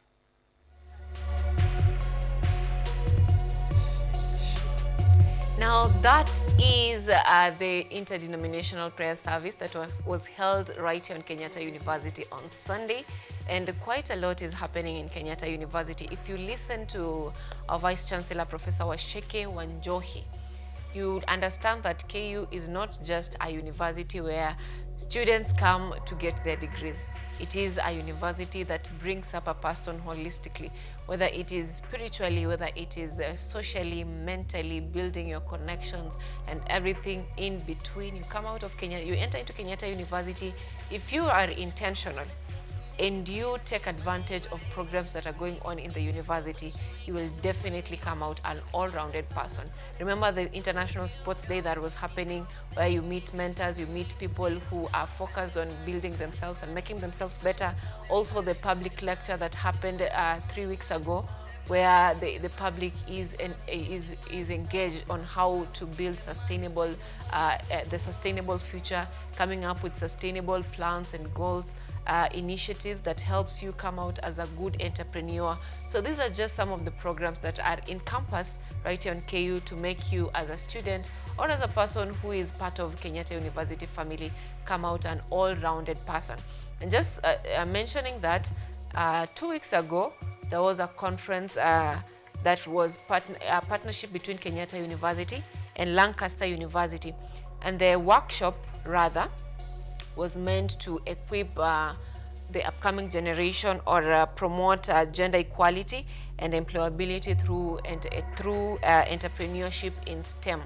We will be taking a look at what was happening during that workshop, a workshop that brought stakeholders both from Kenya and across Africa from different universities, all of them brought together, coming up with ways on how they can better the entrepreneurship space that is in STEM field and in other areas, just to make you a better person as an entrepreneur, as a business person, as a student with your research and everything that makes you a better person.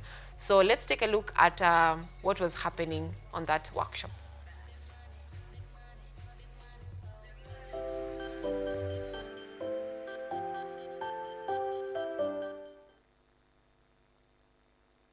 Kenyatta University, in collaboration with Lancaster University, is making significant strides in promoting gender equality and employability through entrepreneurship in STEM.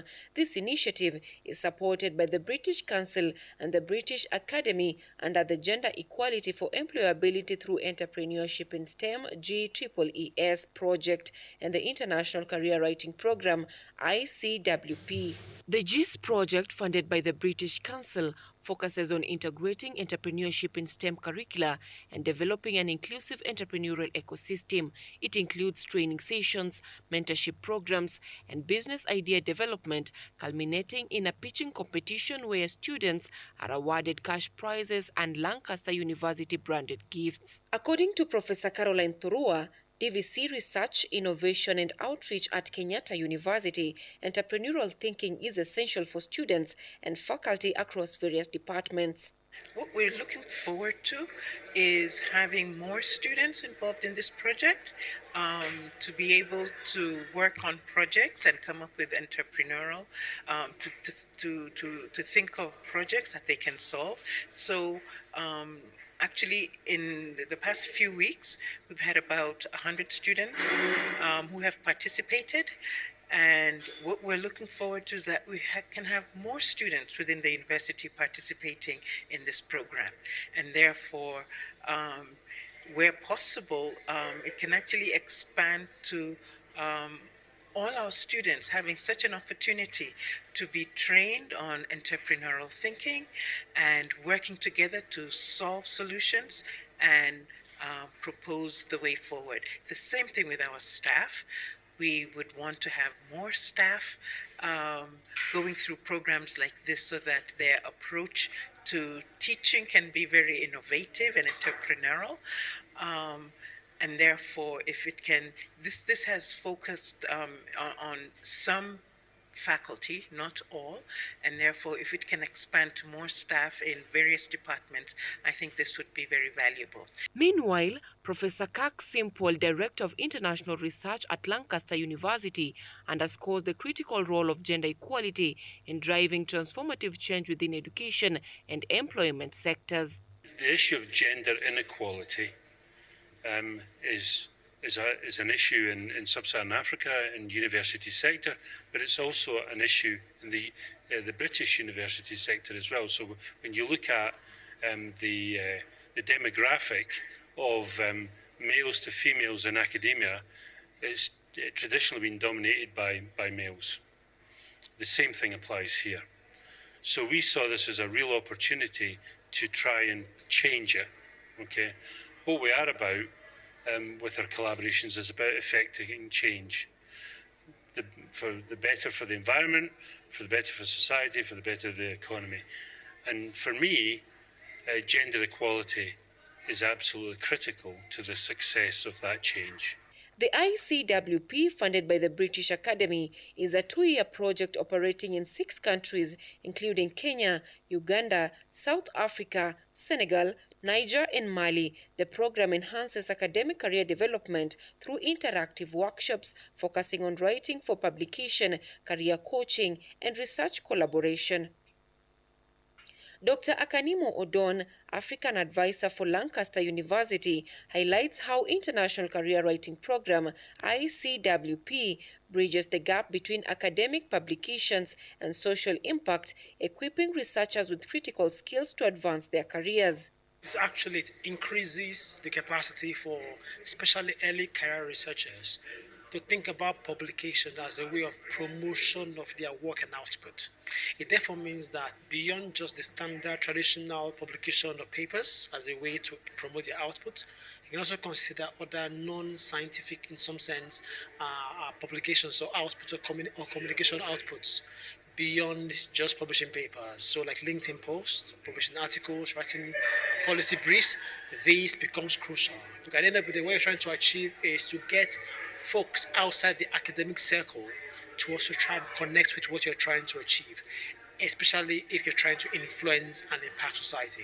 Currently, 9 universities are participating in the GEEES and ICWP projects, with more institutions expected to join in the future as they work towards fostering an entrepreneurial mindset among students and staff. Now, we have a number of universities participating in Kenya as well, and it would be good to have even more universities participating. We've had about 9 in this phase, so looking forward to see it expand to other universities as well. So for today, for example, you look in the room and males were very much the minority here. It was absolutely dominated by our female colleagues, which is absolutely fantastic. So that's a sort of almost like a baseline. But it's what happens from here moving forward that's really important. So there's some discussion about male to female undergraduates earlier on today and how there seemed to be a lack of success with female students. We need to change that, okay? And that also progresses into our academic communities, where we should be looking to support the employment and the development of our female colleagues within the university sector as well. So success would look like increasing the number of female students who are graduating with scientific and technical degrees, but also the increase in the number and the balance between males and females in the academic community. And in fact, what we're starting to see now is that at the highest levels, there are more and more senior women appointed. So the DVC for Kenyatta is a lady who I've known a long time now. You now have a female VC, and we're starting to see this pattern emerge in other universities, not only in Kenya, but in other countries in sub-Saharan Africa as well.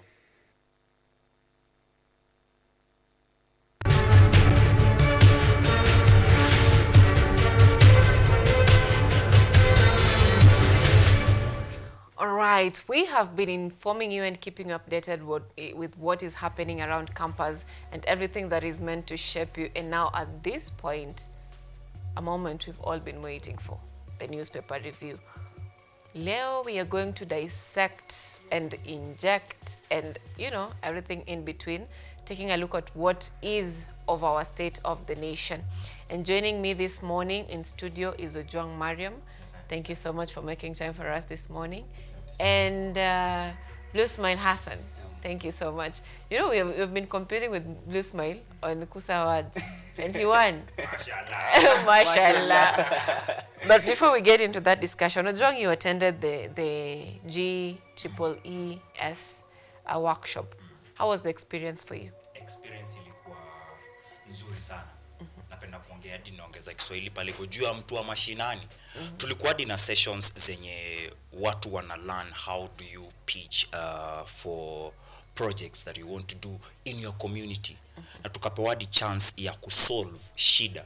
Mnaekwa kwa groups, lecturers, stakeholders, kila mtu hadi students pamoja. Mnaambiwa now that you are from Kenyatta University, tafuteni shida 3 zenye zinasumbua wa Kenya na mtafute solution na mwasio mnatafuta funding.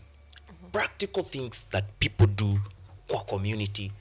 Watu waliweza kujifanya hapo hivi courtesy of British Council, Lancaster University, Kenyatta University at the BSSC room 14. Ilikuwa a very wonderful session. Tulikuwa hapo hivyo hadi na wanahabari wengine kama Brenda ambaye tulikuwa mpaka kwa group moja, tukashindana hapo ku pitch ideas, the lecturers and us, and it was a whole something. Ukisikiza hadi Madam Dr. Caroline Dhurua akiongelelea hiyo story, hata yeye alikuwa amefurahi because it was like an international exchange, but this time round hatujapata fare ya kuenda UK, tumeleta UK hapa KU. Kabisa. Very interesting. Now, I think it's very good, especially, you know, right now, everyone needs funding. And the problem is always, how do you pitch your idea to investors? And now, you know, such projects, when they're brought forth, they help you as a person. Now, let's get into our newspaper this morning, the state of our nation. Just before we begin, Blue Smile, how would you describe the state of our nation right now? Kwanza kabisa shukrani za dhati kwa mara nyingine kunialika katika kongamano hili ama hii jopo kunradhi jopo ambalo tunaangazia yale mambo ambayo yanatokea nchini. Sasa nchini mambo mengi yametokea. Ukiangalia kabisa ulikuwa na ile ziara ya Rais Ruto katika eneo la mlima. Tulisema basi alikwea mlima, aliugusa, alafu sasa ameukwea. Lakini katika zile pilika zake za kukwea mengi yametokea. Ukiangalia alichosema Sagana, ukiangalia jinsi Mturi alivyojibu, na wanaita bombshell the standard ambayo alisema jana Gachagua. Kwa hivyo ni mambo mengi sana, imekuwa basi ni vuta nikuvute, huyu anasema hili, huyu anasema lile, ili mradi tu yani ni siasa ambazo zimeanza kukita kabla uchaguzi wa mwaka wa 2027. Asante. Unajua, there is one thing this morning, utajiuma. Lakini Kiswahili kitukuzwe. But you're learning. I'm good in Swahili, written Swahili, not verbal Swahili. Oh, not verbal. Yes. Naonaga ukiwa PTC kule nje mashindani when doing live reporting. Interesting. Now, Juang, tupo kwako. Tuko kwangu. How would you describe the state of our nation right now? The Standard are calling it the bombshell. That's the state of our nation. If you look at the Daily Nation themselves, they're talking about Gachagua's fight back. We are in a country, a situation where everyone is angry. Watu wameja feelings and emotions huku nje. Everyone is aggrieved by the other person. But Gachagua jana alikuwa anauliza swali. Why is it that everyone akona na shida except one person? When you read why A students work for C students, utasikia Kiyosaki wakiongelelea vile a king is naked and everyone who is following this king haizi mwambia ako naked except a child, a young boy. Anamwambia hapana, mzae wewe uko uchi. This time Gachagua is this boy. Juu sisi tumezoea, sisi hatuambiagi rais yeye ni mbaya. Because you do that, he tells you mama yako hajakufunza vizuri. You do that, he tells you mnatumia miadarati. You do that, he tells you nyinyi ni terrorists. So when we have his peers now telling him the truth, inakuwa ni mshale ama spia imeekelewa vizuri. Juri Gathi mwenye ni beshte yake, mwenye walizurura na yeye Mount Kenya between 2018 and 2022. Huo wakati no single shilling ya Rais Ruto alitumia kuingia Mount Kenya. Alikuwa anatumia pesa za Rigathi na friendship ya Rigathi Gachagua. But saa hii nasikia ni 2K. Na these people are so specific. They are so angry, wamelipwa 2K, wanasema hii 2K ni ya kusikiza Ruto. If wewe unataka tukusikize, toa yako. So unaingia place kama Githongori, wanaambiwa Anne wa Muratha kuja salimia wa watu hapa, si wewe ndo county women rep. Anaenda anaambiwa hapana, wewe kwanza mara ya mwisho, sisi wenye ni hoe hae the haves not. Wakati ulikuwa unafurahia uko na keki, badala ya kutuleta kwa meza tukatane keki, uliturushia. Wanamuita wa makeki ama wa mdonyi. Na wanasema if wewe unataka tukusikize, then toboka zako. If the president has to buy us to a point, hadi watu wenye wako Uluyani and the Lake region wanasema hapana, kwani sisi tunabebwaje? Huyu Ruto anakuja hapa Mumias, Butere, huku kote tunapewa tuso. Anaingia mlimani anawapea 2K. Kwani are we people of a lesser God? So everyone is angry, they don't want to listen to him, they don't want to listen to anyone. But sisi kama youth, the buck still stops with us. When they are aggrieved, akina Rigathi Gachagua, ndo wao wanatukumbuka. When they are aggrieved, akina Kalonzo, ndo wao wanasema msipofanya hivi tutaiungana na Gen Z tuingie kwa maandamano. Meaning wao wakishapewa yao, Gen Z wako peke yao. Rigathi saizi kama hakungekuwa na impeachment, maybe angekuwa hapo hivyo. The rise of Rigathi ilianza 25th June 2024. By then, the youths walikuwa mbali sana. The parliament was down.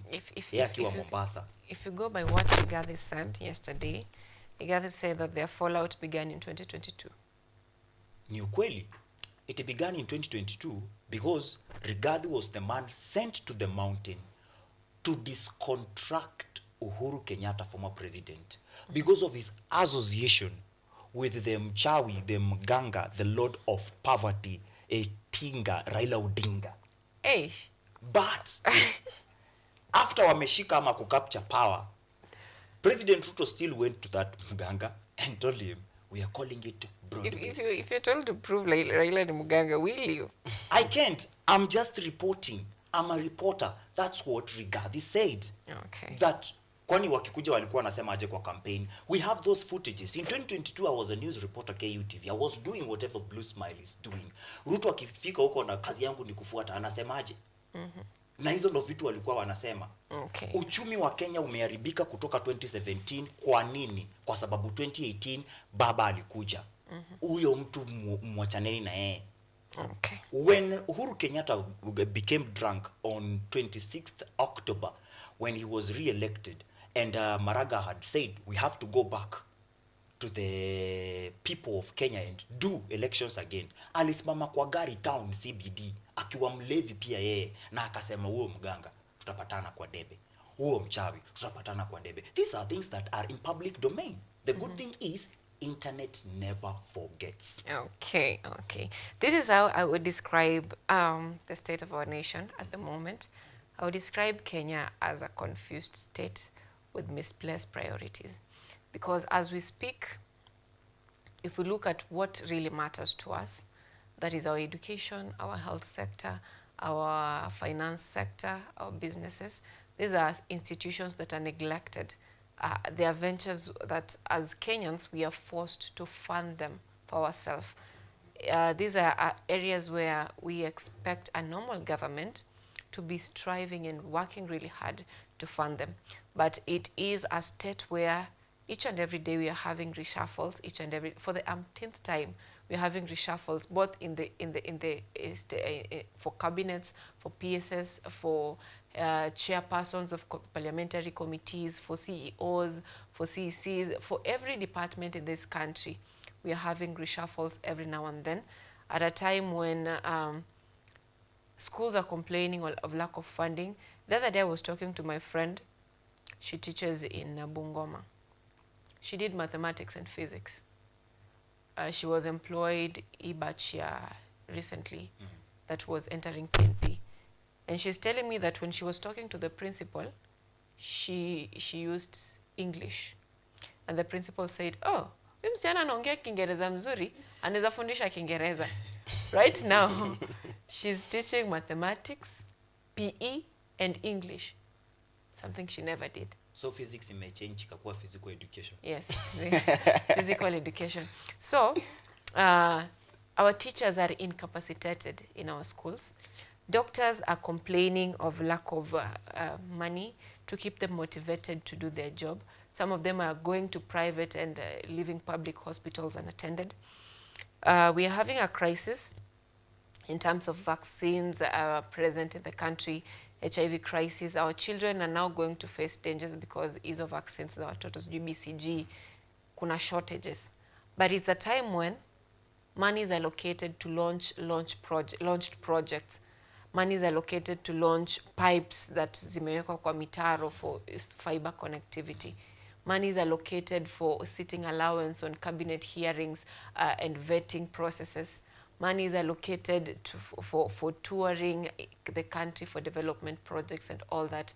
Money is allocated for very minute stuff that to me are not relevant. So we are in a confused state where instead of talking about what is really affecting us, real issues, how are we going to constitute the IEBC?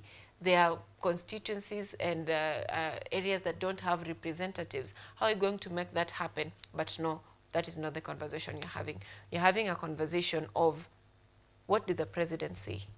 How did the deputy president react? What did Muturi say? How did the president react? What did this one say? How did things that are not issues? So I would describe our country right now as a confused country with misplaced priorities. Now, in as much as we don't want to talk about it, they're not issues, but we can't avoid them. Yeah, zimeandikwa, the bombshell and Gachagwa's fight back. Gachagua says, you are a liar.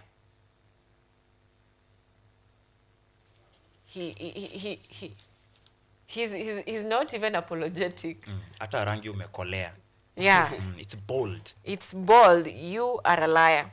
Plus an exclamation mark. Yeah.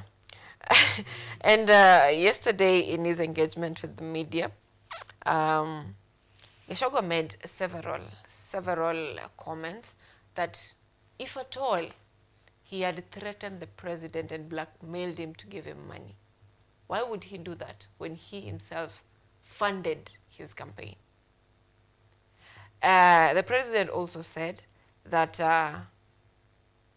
the former deputy president also said that the president used to see members of parliament come interact his meeting with him, the executive meetings, and the president will say nothing. So why is that not disrespect? And he says he did not intimidate any person. The president also said that when Ruto is accusing him of, or the members of parliament, let me put things to context.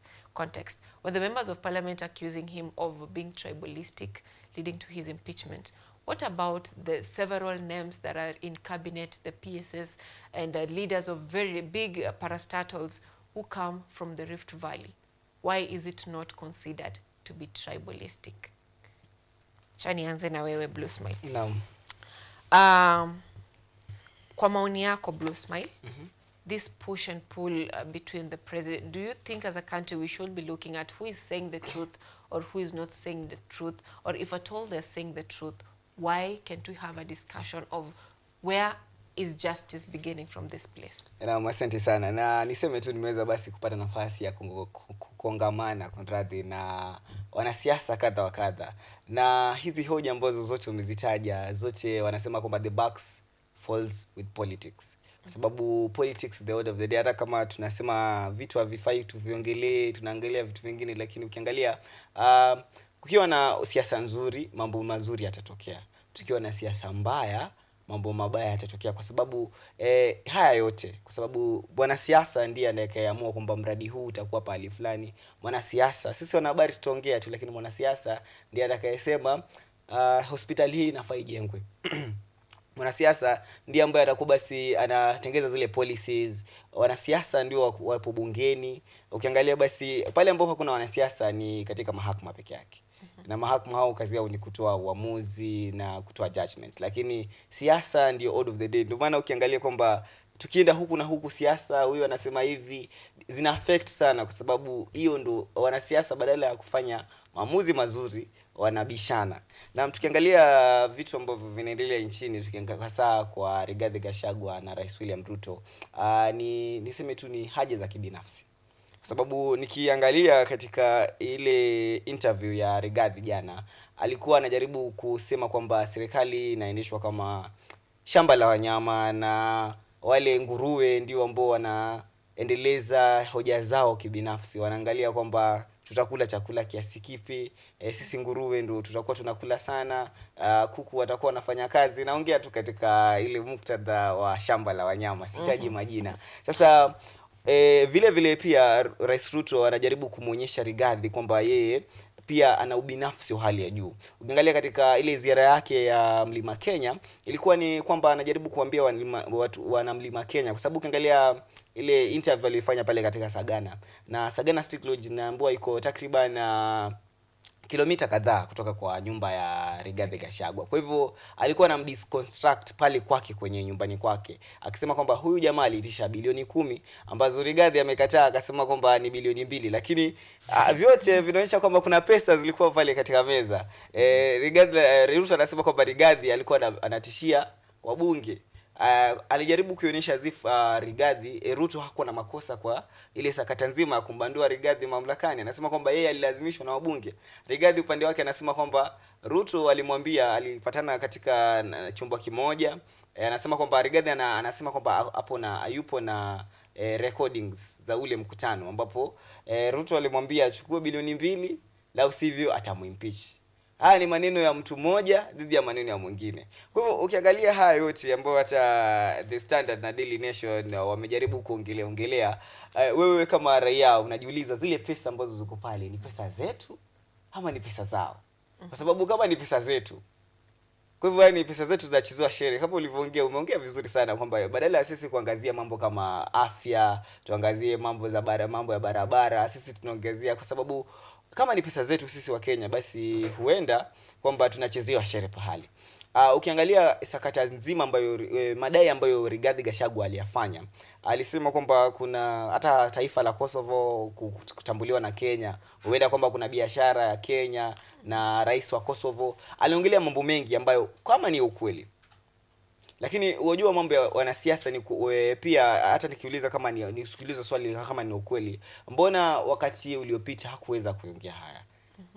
Ojwanga ametueleza hoja muhimu sana, akasema kwamba wanasiasa wakiumia ndio wanatukumbuka sisi wananchi. Sasa Rigathi Gachagua wameumia ndio wanakumbuka kwamba nikisema katika vyombo vya habari kitu fulani kitachukuliwa sawa, lakini wakati huu wote, kwa sababu ukiangalia zile deals ambazo zilifanywa zamani, wanajaribu kutuambia kuna kitu fulani kilitokea, lakini mbona wakati huu hawakusema? Muturi alitueleza kuhusu ile sakata ya 129 billion ya climate change, ambaye alisema akiwa Dubai aliambiwa, basi alipigiwa simu akaambiwa apige saini, aweke kidole katika documents fulani kule katika uwanja wa ndege.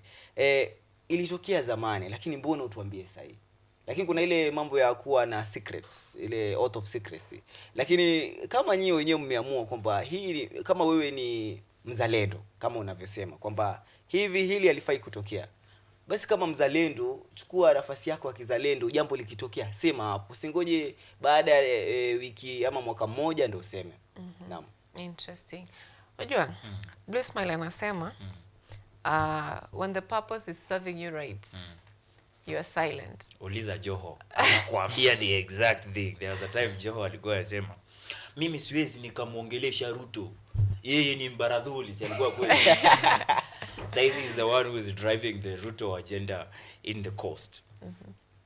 But sisi kama wa Kenya, because I still feel the leaders we have is a representation of who we are. We elected them on the basis of huyu amenipea punch, huyu amenipea so mbili. Because in 2022 kurudi hivyo pesa zilikuwa hizo. Sasa hizi ndio watu wanaanza kujanjaruka. Anajua punch ni kadogo sana. Hatuwezi kuwa tunapewa punch kutoka 1992 enzi za Cyrus Jirongo, time ya YK92, na saa hizi bado over 33 years later bado tunapewa punch. So Mount Kenya wameamua ni 2K kupanda. We've been there. Na sisi ndio tunawaweka. Tukiwaweka, what do we expect them to do? First, they will loot to try and recover what they used during campaigns. And then they will use that loot to come back to us and buy us again after putting us aside as Kenyans for 5 years. Utapata kaa kwenu hakuna maendeleo yote. Unajua, with all the presidents who have left, those who are alive, mwenye ako alive ni mmoja, those who are dead na mwenye ako alive, wote kuna kitu in terms of infrastructure ama tangible project we can see. From enzi za Kenyatta, yeye aliacha country kiwa teenager.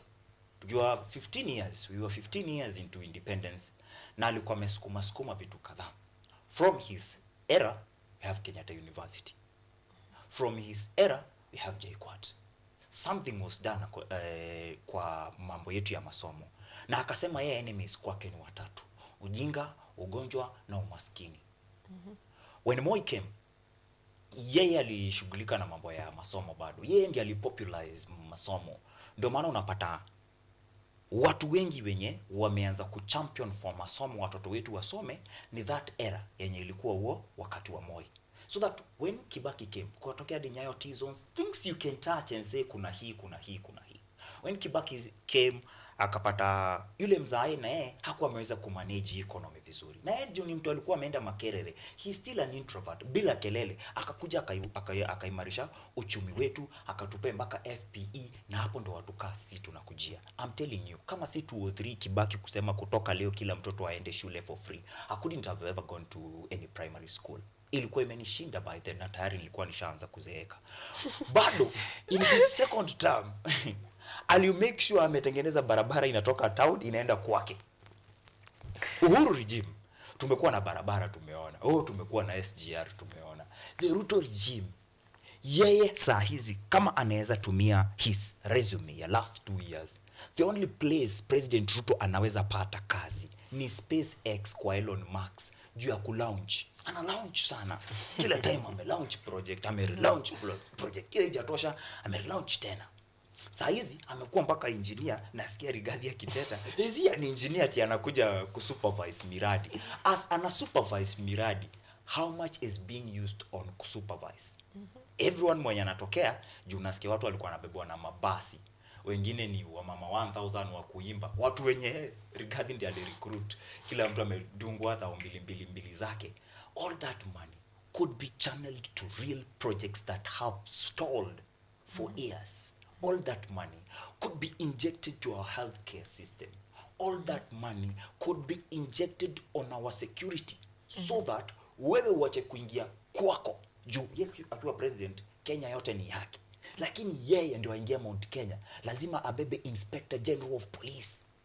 Inspector General of Police anafaa kuwa vigilance house, anafikiria usalama wa Wakenya wote.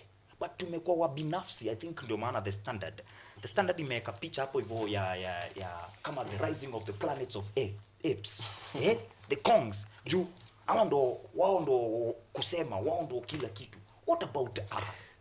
Bado wanafuliza future yetu, wanagambo na future yetu.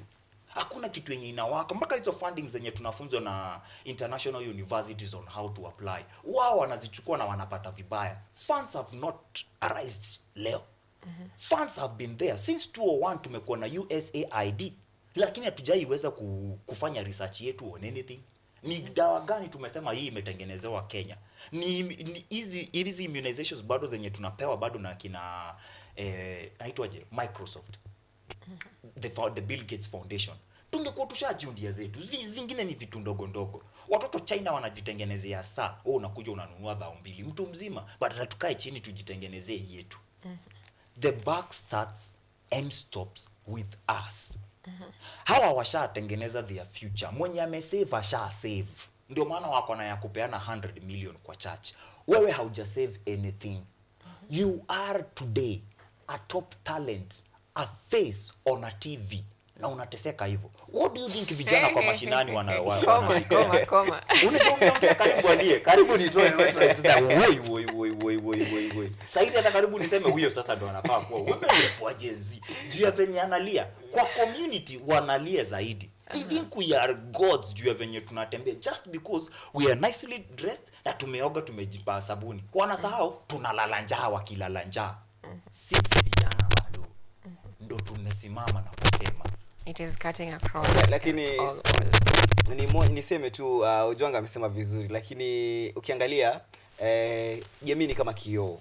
Jinsi sisi wanajamii tulivyo ndivyo viongozi wetu walivyo. Ukiangalia kama mambo kama ya ufisadi, ni kweli kwamba kila mtu analaumu, lakini wangapi hapa ambao wanatutazama ama mtu yote katika jamii ambaye hajawahi toa hata mlungura pahali popote? Watu wanafanya ufisadi, mnatoa pesa ndio ufanyiwe favor. Wengi ukiangalia, ukiuliza tu watu wangapi hapa, utakwamba basi kuna watu ambao wana glorify mambo mabaya, wana glorify wizi, kuna watu ambao wana glorify ufisadi, kuna watu ambao wana glorify uongozi mbaya, na wako tu hapa. Lakini mambo yakitokea katika siasa za kitaifa utapata yeye ndo ana complain. Lakini ukiangalia yeye mwenyewe mmoja baada ya moja, moyo wake mwenyewe hisani kwa hisani, ana ubaya jinsi fulani. Kwa hivyo ili tubadilike, kama Ojwanga anavyotoa wito kwa sisi vijana kutoka kujikuza, kuingia katika teknolojia, kufanya kama jinsi watoto wa China wanavyotengeza saa, tuboreshe uongozi mzuri, tuanze sisi kwa sisi, kuanzia hapa chini. Ndiposa ukiangalia boriti katika jicho la mwenzako, sijui kama endaje, ni kama boriti kwa jicho la mwenzako, una kibanzi kwa chako. Naam. Interesting. Kiswahili lessons are moving on quite okay. So I want us to think, this is something I know you're not used to. Think of something good that the Kenya Kwanza. Stop laughing. Think. Looks like a tough exam. Something good that the Kenya Kwanza regime has done for this country for the last 2 years or so. Iko. On page 23 of Daily Nation, they are talking about Ruto regime dodging responsibility to a place yenye wanaongelea forcing Kenyans to finance its key programs. No, Ojwang, I am saying positive. Ndio hiyo naingia, nataka kuingia positive. Okay. So imefika mahali wanasema Ruto regime dodging responsibility, forcing Kenyans to finance its key programs. So hapo hivyo ni wa Kenya wanarudi kwa mfuko wao wajifanyie kitu fulani. To that point, hicho ni kitu kizuri kimeendelea. Kitu kingine, people have been woke. In Ruto regime ndo watu wamekuwa wamejanjaruka zaidi. All of a sudden, everyone wants to read the constitution na kujua constitution inasemaje. For the very first time ndo tuliona finance bill inaondoka. Wabunge wamepiga kura mara ya kwanza na ya pili. Sasa hiyo rais ndo anaenda kuweka signature pale hivyo, anasema hao wenye wanasema hawataki ni terrorist, lakini bado akawachana nayo. Kenyans wameanza kuappreciate the value of education, access to education. For the very first time, we are not crying that we Mhesh tupe bursary. Tunakuambia we Mhesh haufai kudeal na bursary. Watu wana campaign on that platform ya we don't need these bursaries. Take all this money, channel it to Ministry of Education, let education be free and accessible to all as it is enshrined in our Kenyan constitution. That's a good thing. For the another thing yenye imehappen nzuri, for the very first time tumepata marisha for kama hizi zilifanyika wengine wetu wakiwa wadogo 205 when kulikuwa na kampeni ya chungwa na ndizi, na Raila akasema hapana, hiyo katiba hatutaki, na ndio akaweza kuondolewa kwa serikali. Hadi Ruto akaweza kuondolewa kwa serikali. Ruto progressed kwa serikali tu, akatoka hapo hivyo akaingia kwa mahindi, scandal ya mahindi ikaendelea, akaingia education. Ruto has a history yenye hatukuaga tumeona, na saa hizi hadi wale walikuwa wamenini wako na enough courage ya kuongelea. They are bold, they are honest. People have started to be honest. Unasikia hadi Blue Smile akisema wewe kama wewe ni mfisadi mahali huko, stop it, change it. Juu tushaanza kujiaccept. We as Kenyans are a corrupt country. Are a corrupt country. Sisi ni country ya kichele. Wewe unajua inafai kwaje? Ukitoka nikikuja kwenyu sikupei do ndio nikuje kwenyu. Usini kwangu bado na mimi ni brother na wewe ni sister. Hizi pesa zenye sikupei niweke mahali kwa barabara. But huyu atakuja akupee pesa na wewe uchukue na hakutakuwa na barabara. Alafu useme after miaka 5 aende. Hiyo ni kitu kingine ambacho kimechange. That we don't have to wait for 5 years to send leaders home who are not responsible or accountable. Because Kenyans wameanza kuappreciate that the buck stops with that. Matunda yale ulisikia ya Mau, saizi ndio tunaenjoy vizuri. Tumetoka kwa era yenye 1980s, 1990s, ulikuwa unajaribu kusema someone must go, unavunjwa. Wengine mpaka walikuwa wanadungwa kwa akili with mercury. Saizi hawako, wenye wako wameshazoea system, hata wakiambiwa shika ikuwe broad based hana shida, jua alishaumia enough. But sisi tumekataa, meaning it's a good thing, we are progressing, tunaelekea mahali. So you don't have a mention of projects? Project gani? Sema moja wewe usithink. Okay. Let's smile. Project yenye iko ni SHA has been bad. Ingine yenye iko ni education fund, university funding model has been bad. Ingine yenye iko No, I was mentioning good thing. We were mentioning good thing. Sikutaja hizo. Mimi kwangu nitasema kwamba mgala muue na haki yake umpe. Ametaja matunda Mau, nikakumbuka basi barabara ya Mau huenda kwa inamalizika hata kama haipo. Hakuna barabara ya Mau. Niulize mimi natoka Mount Kenya. Hata kama mradi ulianzwa na Rais Uhuru Kenyatta, lakini kama unaendelezwa tunaendelea, hata kama lakini unaendelea, kwa sababu ungekuwa mwingine angewacha akasema basi huu si mradi wangu, lakini unaendelea, tumpe makofi yake, tumpe maua yake. Ukiangalia katika miradi ya ujenzi wa stadium ama renovation za stadium zinaendelea, na baada ya miezi kadha wa kadha yatakuwa zinaisha. Kuna mashindano ya CHAN, kuna mashindano ya AFCON yanakuja Kenya ambayo hayakuwa wakati wa marais wengine, na Rais Ruto ambaye ameyaleta. Ukiangalia wito wa umoja, kwa sasa kunaonekana kama kuna migawanyiko.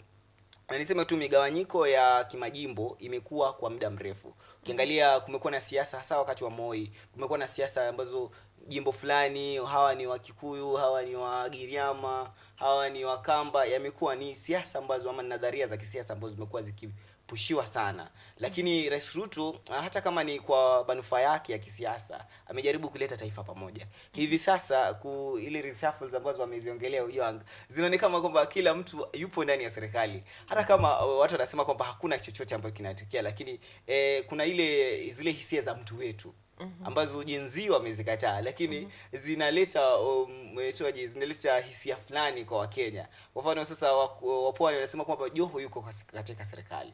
Ukiangalia jamii ya Giriama inasema Fikirini ameletwa kama katibu mkuu katika wizara ya vijana, yupo katika serikali. Ukiangalia kwa Waluya wanasema Nakumicha amerudishwa. Kwa hivyo ni kama ishara ya ama msimbo wa umoja wa kitaifa. Yeye kama rais amejaribu kuleta kila mtu ndani ya serikalini, licha kwamba kuna upinzani mzito kutoka kwa watu wengi. Ukiangalia mambo ya Northeastern Kenya ambayo wameweza kutoa yale mahitaji ya kwamba lazima ufanyiwe vetting ndio ingie upate kitambulisho cha Kenya. Rais Ruto ameweza kutoa vitu kama vile ambavyo licha kwamba kuna wingu leusi ambalo izunguka serikali ya Kenya, lakini silver lining bado ipo. Kwa hivyo kuna mambo mazuri ambayo yakitekelezwa vizuri. Shida yangu moja na serikali ya Rais Ruto ni kwamba nimekuwa mmoja wa wafuasi wa serikali ya Ruto. Ni kwamba miradi katika karatasi inaonekana vizuri, lakini utekelezaji wake unataswishi. Iwapo hii miaka miwili na joto la kisiasa lililopo Kenya, iwapo serikali ya Rais Ruto ikitimiza yale yote ambayo wamesema ama wameahidi, basi Kenya itakuwa pali pazuri. Lakini iwapo itakuwa tu tunaongea, alafu baada ya kuongea contractors wanatoka na machipa yao wanaenda, tuna lounge alafu tunatoka, mambo yatakuwa vizuri. Kwa sababu licha kwamba kuna watu ambao ipigia mpato serikali ya Rais Ruto, pia watu watachoka. Unaona? Hata Ojwang na imani kwamba labda alikuwa katika upande wa Rais Ruto, lakini yeye amechoka kwa kwanza. Lakini kuna wale ambao hawajachoka. Kwa hivyo sasa ni wajibu wa rais yeye kutekeleza. Kama kwa sababu amekuwa mtu wa kupiga kalamu watu sana, asiogope kupiga kalamu watu ambao hawaendani na asemacho yeye. Licha kwamba kumekuwa na tetesi nyingi, lakini akisema kwamba in 2 months mradi huu unafaa umalizike. Kama mradi huu hujamalizika, yeye kazi yake ni kupeana order kama head of state. Kama hujamalizika, apige kalamu hawa jamaa ambao hawafanyi kazi. Kwa hivyo mambo yatakuwa mazuri kama kutakuwa na wajibikaji katika kila kila sekta katika nchi hii. So, ngoja ukiniuliza swali jingine nitasahau yale ambayo yameongelelea. I was asking for everyone's opinion on what is good in government. And so according to we are Blue supposed Smile, to be truthful, Sylvia. Blue Smile is truthful. Haki mpe. Inamaanisha ni hakuna half truth. Tunakupa haki kwa nini? Umeweza kuandika gazeti hili, umemaliza. Haki yako ndo hiyo tutakupa. Lakini sio on promises. Kama tunapeana haki on promises, Rais Ruto anashinda akiimba SHA ni nzuri. Ipeni muda. Hatungekuwa tukiongelea. Let me hold you first on that, on SHA. You know, if you talk to public hospitals, those people who are into the system, they're saying SHA is actually a good program. If you look at it on the basis that it is supporting local mwananchi, it is a good program. But the problem is those of private sectors, because, you know, if you've used national insurance before, you'll notice that kuna vitu vitaongezwa kwa bili yako. Umeenda unaumwa na kichwa and then unaambiwa inabidi ulale. You have to spend the night. So those are some of the things that SHA is cutting out, unnecessary spending. You have to prove that this is actually worth it. And that is a huge paperwork and everything for private hospitals. That's why most of the people who are opposing SHA are from the private sector. But if you look at the public sector, apart from operational issues and hitches here and there, a payment of the pending bills, the NHIF, they're saying it's actually a good thing. Good. So that is on SHA. Good. It's a good thing. This good thing called SHA. No, Ojong, you were talking about the promises. The promises of the president. No, you didn't ask about promises. Wewe uliuliza kitu kizuri. Yes. Meaning ni kitu ambacho kimefanyika, and that's why we are saying ni kizuri. Mungu alipoumba kila kitu katika dunia hii, siku ya 7 alipotulia alisema aje?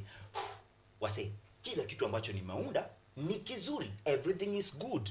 Yeye amesema mgala muue na haki umpe. Mbona anapewa haki huo mgala na tusimuue? Ni kwa sababu kuna kitu amefanya na kinaonekana. SHA tutaanza nayo basi, kama hapo ndo nataka tuanze. Uzuri na ubaya wa SHA. Saa hizi ukitaka kuingia hadi kwa public hospital KNH, mahali ambapo mtu anatritiwa vizuri ni private wing. Ukitaka kupata matibabu vyema hapa nchini Kenya, wanasema nenda Aga Khan, nenda Nairobi Hospital, nenda private hospitals. Hizi private hospitals zote zimesema SHA imekataa. Yale matibabu wengine watu hupata kwa hospitali ambazo zinahusiana na makanisa. Makanisa ambayo yako na hospitali kama hizi, kama PCA Kikuyu, ambao wako na Kikuyu Eyesight na hizo vitu zote, wanasema bado haifanyi hii SHA, ambayo wewe unasema ni jambo nzuri. Tuko na madam ambaye alitoka hapo hivyo, medical practitioner, amebeba mpaka full evidence ya watu ambao ni wagonjwa, amewapeleka kwa ofisi ya Daktari Deborah Barasa kusema ya kwamba hii SHA haifanyi. Watoto wamekufa hospitalini bado wakiongelelea hii SHA haifanyi. Wazo la SHA kufanya ni kitu cha future, ama tuletewe watu ambao imefanyika. Sylvia, wewe ni mmoja wale ambao uliwahi kaa hapa hivi na ukatuambia ya kwamba umeambiwa na daktari hii SHA ndo ikusaidie. Inakusaidia sijui kitanda, haikusaidii mambo ya kutibiwa kwenyewe. Unapoenda hospitali ni juu umekosa kitanda kwako.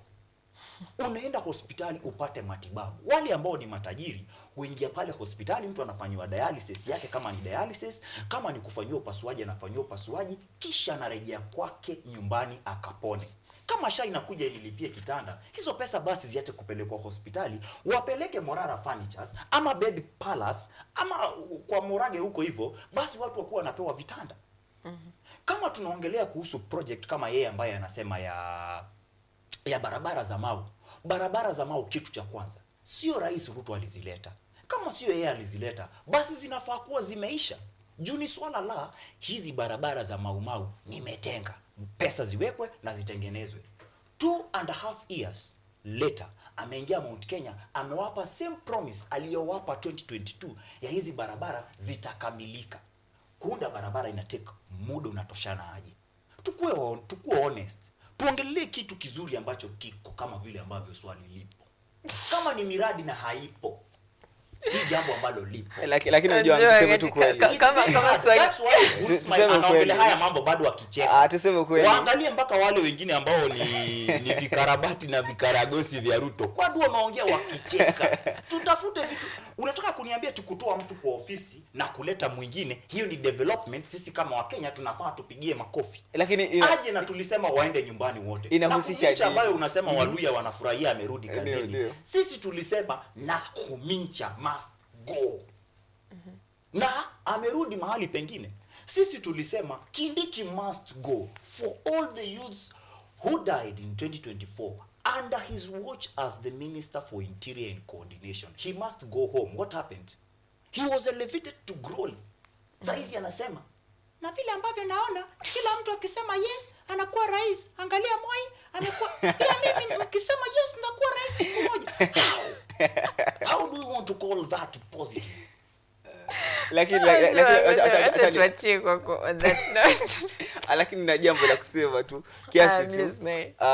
Ujua lakini kusema kweli, unafaa uwe tukimpa mtaje Mgala, tukisema Mgala, tukimpa Ugala lake, nikusema kwamba hata kama mimi nimeingia wakati ambao miradi, kwa sababu si ati Kenya ni ilikuwa ya Uhuru, sasa imekuwa ya Ruto, hii yote imekuwa Kenya yetu. Kwa hivyo nikiendeleza ile miradi na ikiwa mwananchi anafurahia, jambo ni mwananchi aweze kupata miradi. Kwa hivyo kama nimefanya hata kama si yangu, ni vizuri hajafanya si yake na hajafanya, ameendeleza yeye hadi tu zipo za itafanyika. Lakini Mama Road inafanyika. Kulikuwa na video ambayo ilitokea na Mama Road inafanyika na iko karibu kumalizika. Tutabidi tuende sasa baada. Itabidi tuende. Exactly. Okay, so we have less than 5 minutes and I want us to comment on how the relevance of religion and how it is managing our politics in this country. If you look at the 48 laws of power, one of the laws talks about religion and using something of someone believing in something to twist them to your will. It is also something that was used by colonialists to make you believe in something.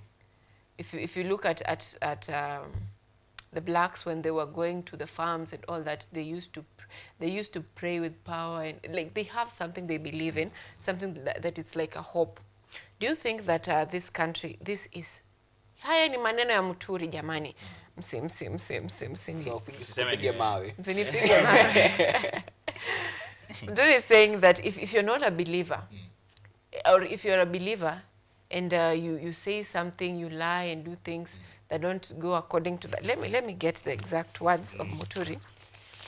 He's saying that then that the religion you're having is useless. Yeah. That those who consider themselves religious and yet do not keep a tight rein on their tongues deceive themselves, and their religion is worthless. Religion in Africa is used by political elite to advance the politics of deceit and also double as a tool of neocolonialism and control.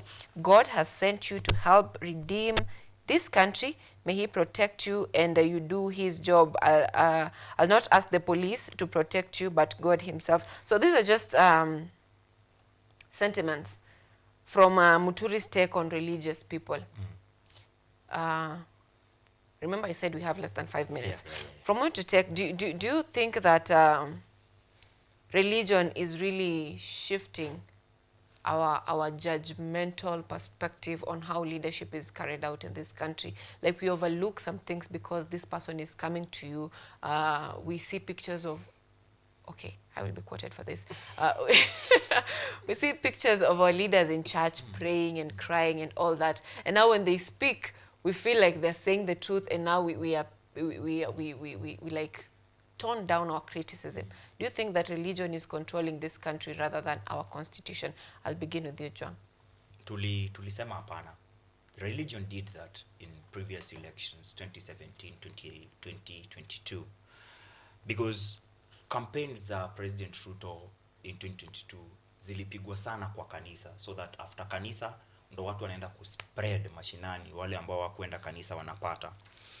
But pia makanisa yenyewe yatakataa kutumiwa vibaya when gazeti kama The Standard wanaandika on page 4 that police blame PCEA for attempted attack on ex-deputy president.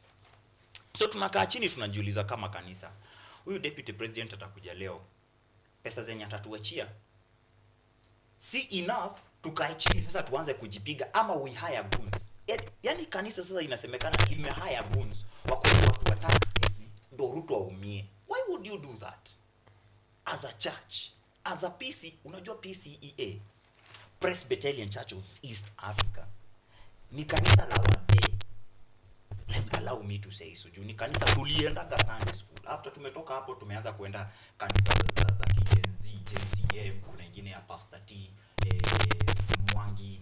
Hayo ndio kanisa sisi tunaenda. So hao ambao wako PCEA are those people they call the wazee. Na hao wazee imefika mahali sasa wameanza kuhaya vijana wakuja wawapige mawe for the glory of a DP and president ya kose. Watasema hapana. Our church bado ni sisi ndio huenda kanisa. Tunakataa.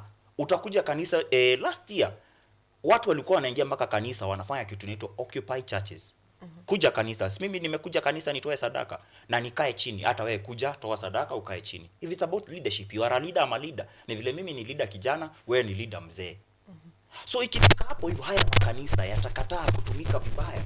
Juu wewe kama pastor utakuwa unaenda unatumika vibaya, tunakwambia we are not trading on those things you want us to go. Edward Mwai, bishop kutoka Risambu pale Jesus Winner Ministry, time alipewa 100 alafu akaongezewa 20 million. Kenyans walimwambia hapana, hauwezi fanya kitu kama hiyo. Sasa kuna mushkil. He was forced hadi kutokea kwa media kusema wase sijapata hizi pesa. Na promise bado. Kani ya promise tunajua kufika ni ngumu. Kufika ni ngumu. Itasumbua. So state and religion, hatuwezi sema religion ime take over our country, because our country is a no state religion. Sio Christians kusema hapa ni vile sisi ni wengi. Sio Waislamu kusema hapa, sio Wahindi kusema. We have a no state religion. So tukipeana ati religion ishikane inatuundia nchi. What about us? What about them who are atheists? What about them who believe in cows? What about them who don't believe in Jesus? Yet we are, why we are Kenyans? We are Kenyans because we are all different. Lakini ukituangalia tunakaa kitu kimoja. You speak in a different mother tongue. He does the same, I do the same. But when we sit here on set, we are Kenyans and we are proud of that. We can't allow religion to separate on those grounds. Hapana. Fungu la 10 hata wanasema kuna vile ambavyo tunatafuta kwa kupeleka, because Mungu ambao wanatuambia sio Mungu ambao tunajua. 2022 the church sold us Ruto in the name of huyo ndio kiongozi kutoka kwa 2025 wanatuambia hapana wase, hapo kuna mahali tulidanganyika. Meaning lines za kiroho kuna mahali azishikani 50. Connect, so bless me. Na mimi ndio kumfupi nitakuwa mchache wa maneno. Niseme kwamba Ojwanga amesema kwamba makanisa kidogo yamechukua mwelekeo tofauti, lakini kwangu mimi nikiangalia kwa kina nikitathmini naona kwamba ni kama kuna migawanyiko kati ya vijana na makanisa, kwa sababu baada ya Bishop Mwai kusalimiwa pale katika kanisa lake la Roysambu, uliona basi wahubiri walikuja kukongamana, hasa wa jamii ya kutoka mlimani walikongamana, wakaanza kukondemn. Ni kama kuna migawanyiko hivi, kanisa liko kivyake na vijana wako kivyao, na kumekuwa na hiyo perception kwamba Gen Z ndio watakaoamua uchaguzi ujao. Kwa hivyo Gen Z sasa hivi wakianza kugawanyika na kanisa, kwa sababu kanisa lina watu, usidanganywe.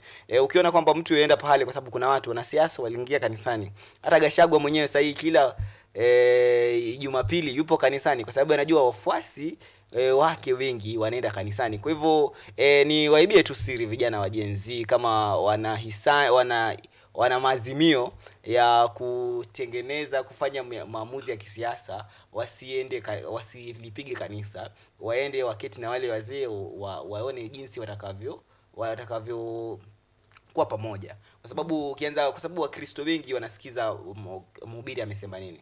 Hata ndio maana ilikuwa rahisi sana kwa kanisa kusema tusimame na kiongozi huyu wa kisiasa na likasimama vizuri, kwa sababu ile mwingine alikuwa labeled kama mtu mshirikina, na kwa hivyo ikawa basi huyu ni wetu, na hata kama ana madhila yake, lakini huyu ni wetu, na huyu ni mshirikina, huyu ni wa shetani. Kwa hivyo wahubiri wanaweza toa nadharia tofauti, waseme kwamba hawa vijana wametumwa na shetani wakuje wapige kanisa. Sasa wale ambao walienda pale kanisani PC hiyo ya Gachagua ya Mwiki hawakuwa wazee, walikuwa ni vijana. Kwa hivyo hata kama tutasema hii ni siasa, lakini yule mhubiri aseme basi unajua hawa ni vijana. Na hawa vijana baada ya shetani kuwatuma, sasa wameanza kuchukua mwelekeo fulani, wanataka kufanya maamuzi ya kisiasa hilo. Lakini la pili pia niseme makanisa yametuweka katika hili shimo tulilonalo, na bado si jinsi ambavyo Ojonga anasema kwamba makanisa vijana tumeamua makanisa labda baada ya miaka kama 20 ndio watu wataanza kufunguka macho, ndio iwe kwamba makanisa hayana influence katika siasa za Kenya ama katika taifa la Kenya. Kwa sababu hata sasa hivi ukisikia kuna mtu ambaye anaamini kwamba pastor akimwambia sile nyama fulani hatakula. Sio mara ya kwanza kanisa limepigwa na vijana. Acha amalize kwanza. Nimalize tu. Hata ukiangalia kanisa limekuwa likichukua misimamo mikali. Hata ilikuwa ni multi parties imije, kanisa ndio lilikuwa mstari wa mbele kusema kwamba hivi. Kwa hivyo kanisa ni kigezo muhimu katika taifa, ambalo likiwa mahali mzuri ama pahali pazuri, likiwa tuseme sasa kanisa lingekuwa makanisa yote yamesema kwamba serikali ni mbaya, makanisa yote nasema tu ingekuwa makanisa yote yamesema ameungana kwa pamoja aseme serikali ni mbaya, basi ingekuwa rahisi kuacha hoja nyingi kupita. Lakini kama baadhi ya makanisa yanasema kwamba hivi, na maanisha basi makanisa yakiunga mkono, makanisa na wafuasi wake wote wanaunga mkono. Unajua, nilikuwa nasema hakuna mtu anapiga kanisa, ni maovu yaliyo ndani ya kanisa, na sio mara ya kwanza yamefanyika. Biblia inaandika kwamba Yesu aliishi hapa hivi miaka 33, inamaanisha kwamba alikuwa kijana. Yesu akiwa kijana nini alifanya? Alipata kwa kanisa kazi yao ni kuuza tu. Kila mtu alipata mijeledi, hizo tabia zibadilike. Hakuna mtu alipiga Jesus Winner Ministry. Walimwambia Reverend Mwai, haiwezi kuwa unapata shilingi milioni 120 watu wanalala njaa. Hakuna matibabu kwa hospitali, hakuna shule. Yetu wewe tayari uko na kanisa. Ni maovu yaliyoko pale ndani. Mwimbaji akauliza, kanisa litajengwa na kina ni sisi vijana tutajenga kanisa, ni sisi vijana ndo kanisa. Ndio maana unapata pia kuna hadi mapadri, mavika, wakijenzi na wanafanya kazi nzuri. Kama yule mwanadada wa pale Thika. Sisi hatusemi tunapigana na kanisa. Ni maovu ambayo yanataka yafanyikie kwa kanisa, na hawa wenye ni waovu wajifiche ndani ya kanisa. Tutawatoa hadi huko juu, akikuja kanisa sisi ndio watapata. Interesting. Now let me get a few feedback here from those people watching us from home. We have Kemuma Munari saying, loving the conversation, the fact that some surgeries that now are accessible without if the pocket expenses for patients is a good thing, perhaps it's time to correct some flow errors. Some of the surgeries I have had patients talk, if not paying for it in public hospital, are breast reconstruction and cleft lip. So Monari is saying that there are a number of good things happening in our hospitals. But just as we conclude, my view concerning our religion and the state, the state, Kenya is a non-religious state, which means that we are supposed to be making rational decisions, not based on God says this, Allah says this, is it Buddha says this, or any form of God. We are not supposed to be making decisions based on that. So for our youths back at home, it is high time that we focus on policies, we focus on actual issues that are going on in our country, rather than looking at what is it, akisema, Mungu amesema, is that supposed to be right? If you correct the government and it is talking back to the elderly, is that a right thing or a good thing according to the Bible? So that is something that we should consider, and more, what is very important is for you to get to register yourself as a voter, for you to decide what is going to happen. Because our time is up, gentlemen, allow me to end without getting your closing remarks. So back at home, thank you so much for choosing KUTV Biashara Tuesday this morning. Right, today this has been newspaper review with Ojuang Mariam and Blue Smile Hassan, both from this prestigious university and station that is Kenyatta University. Thank you so much for making time for us this morning. See you next week.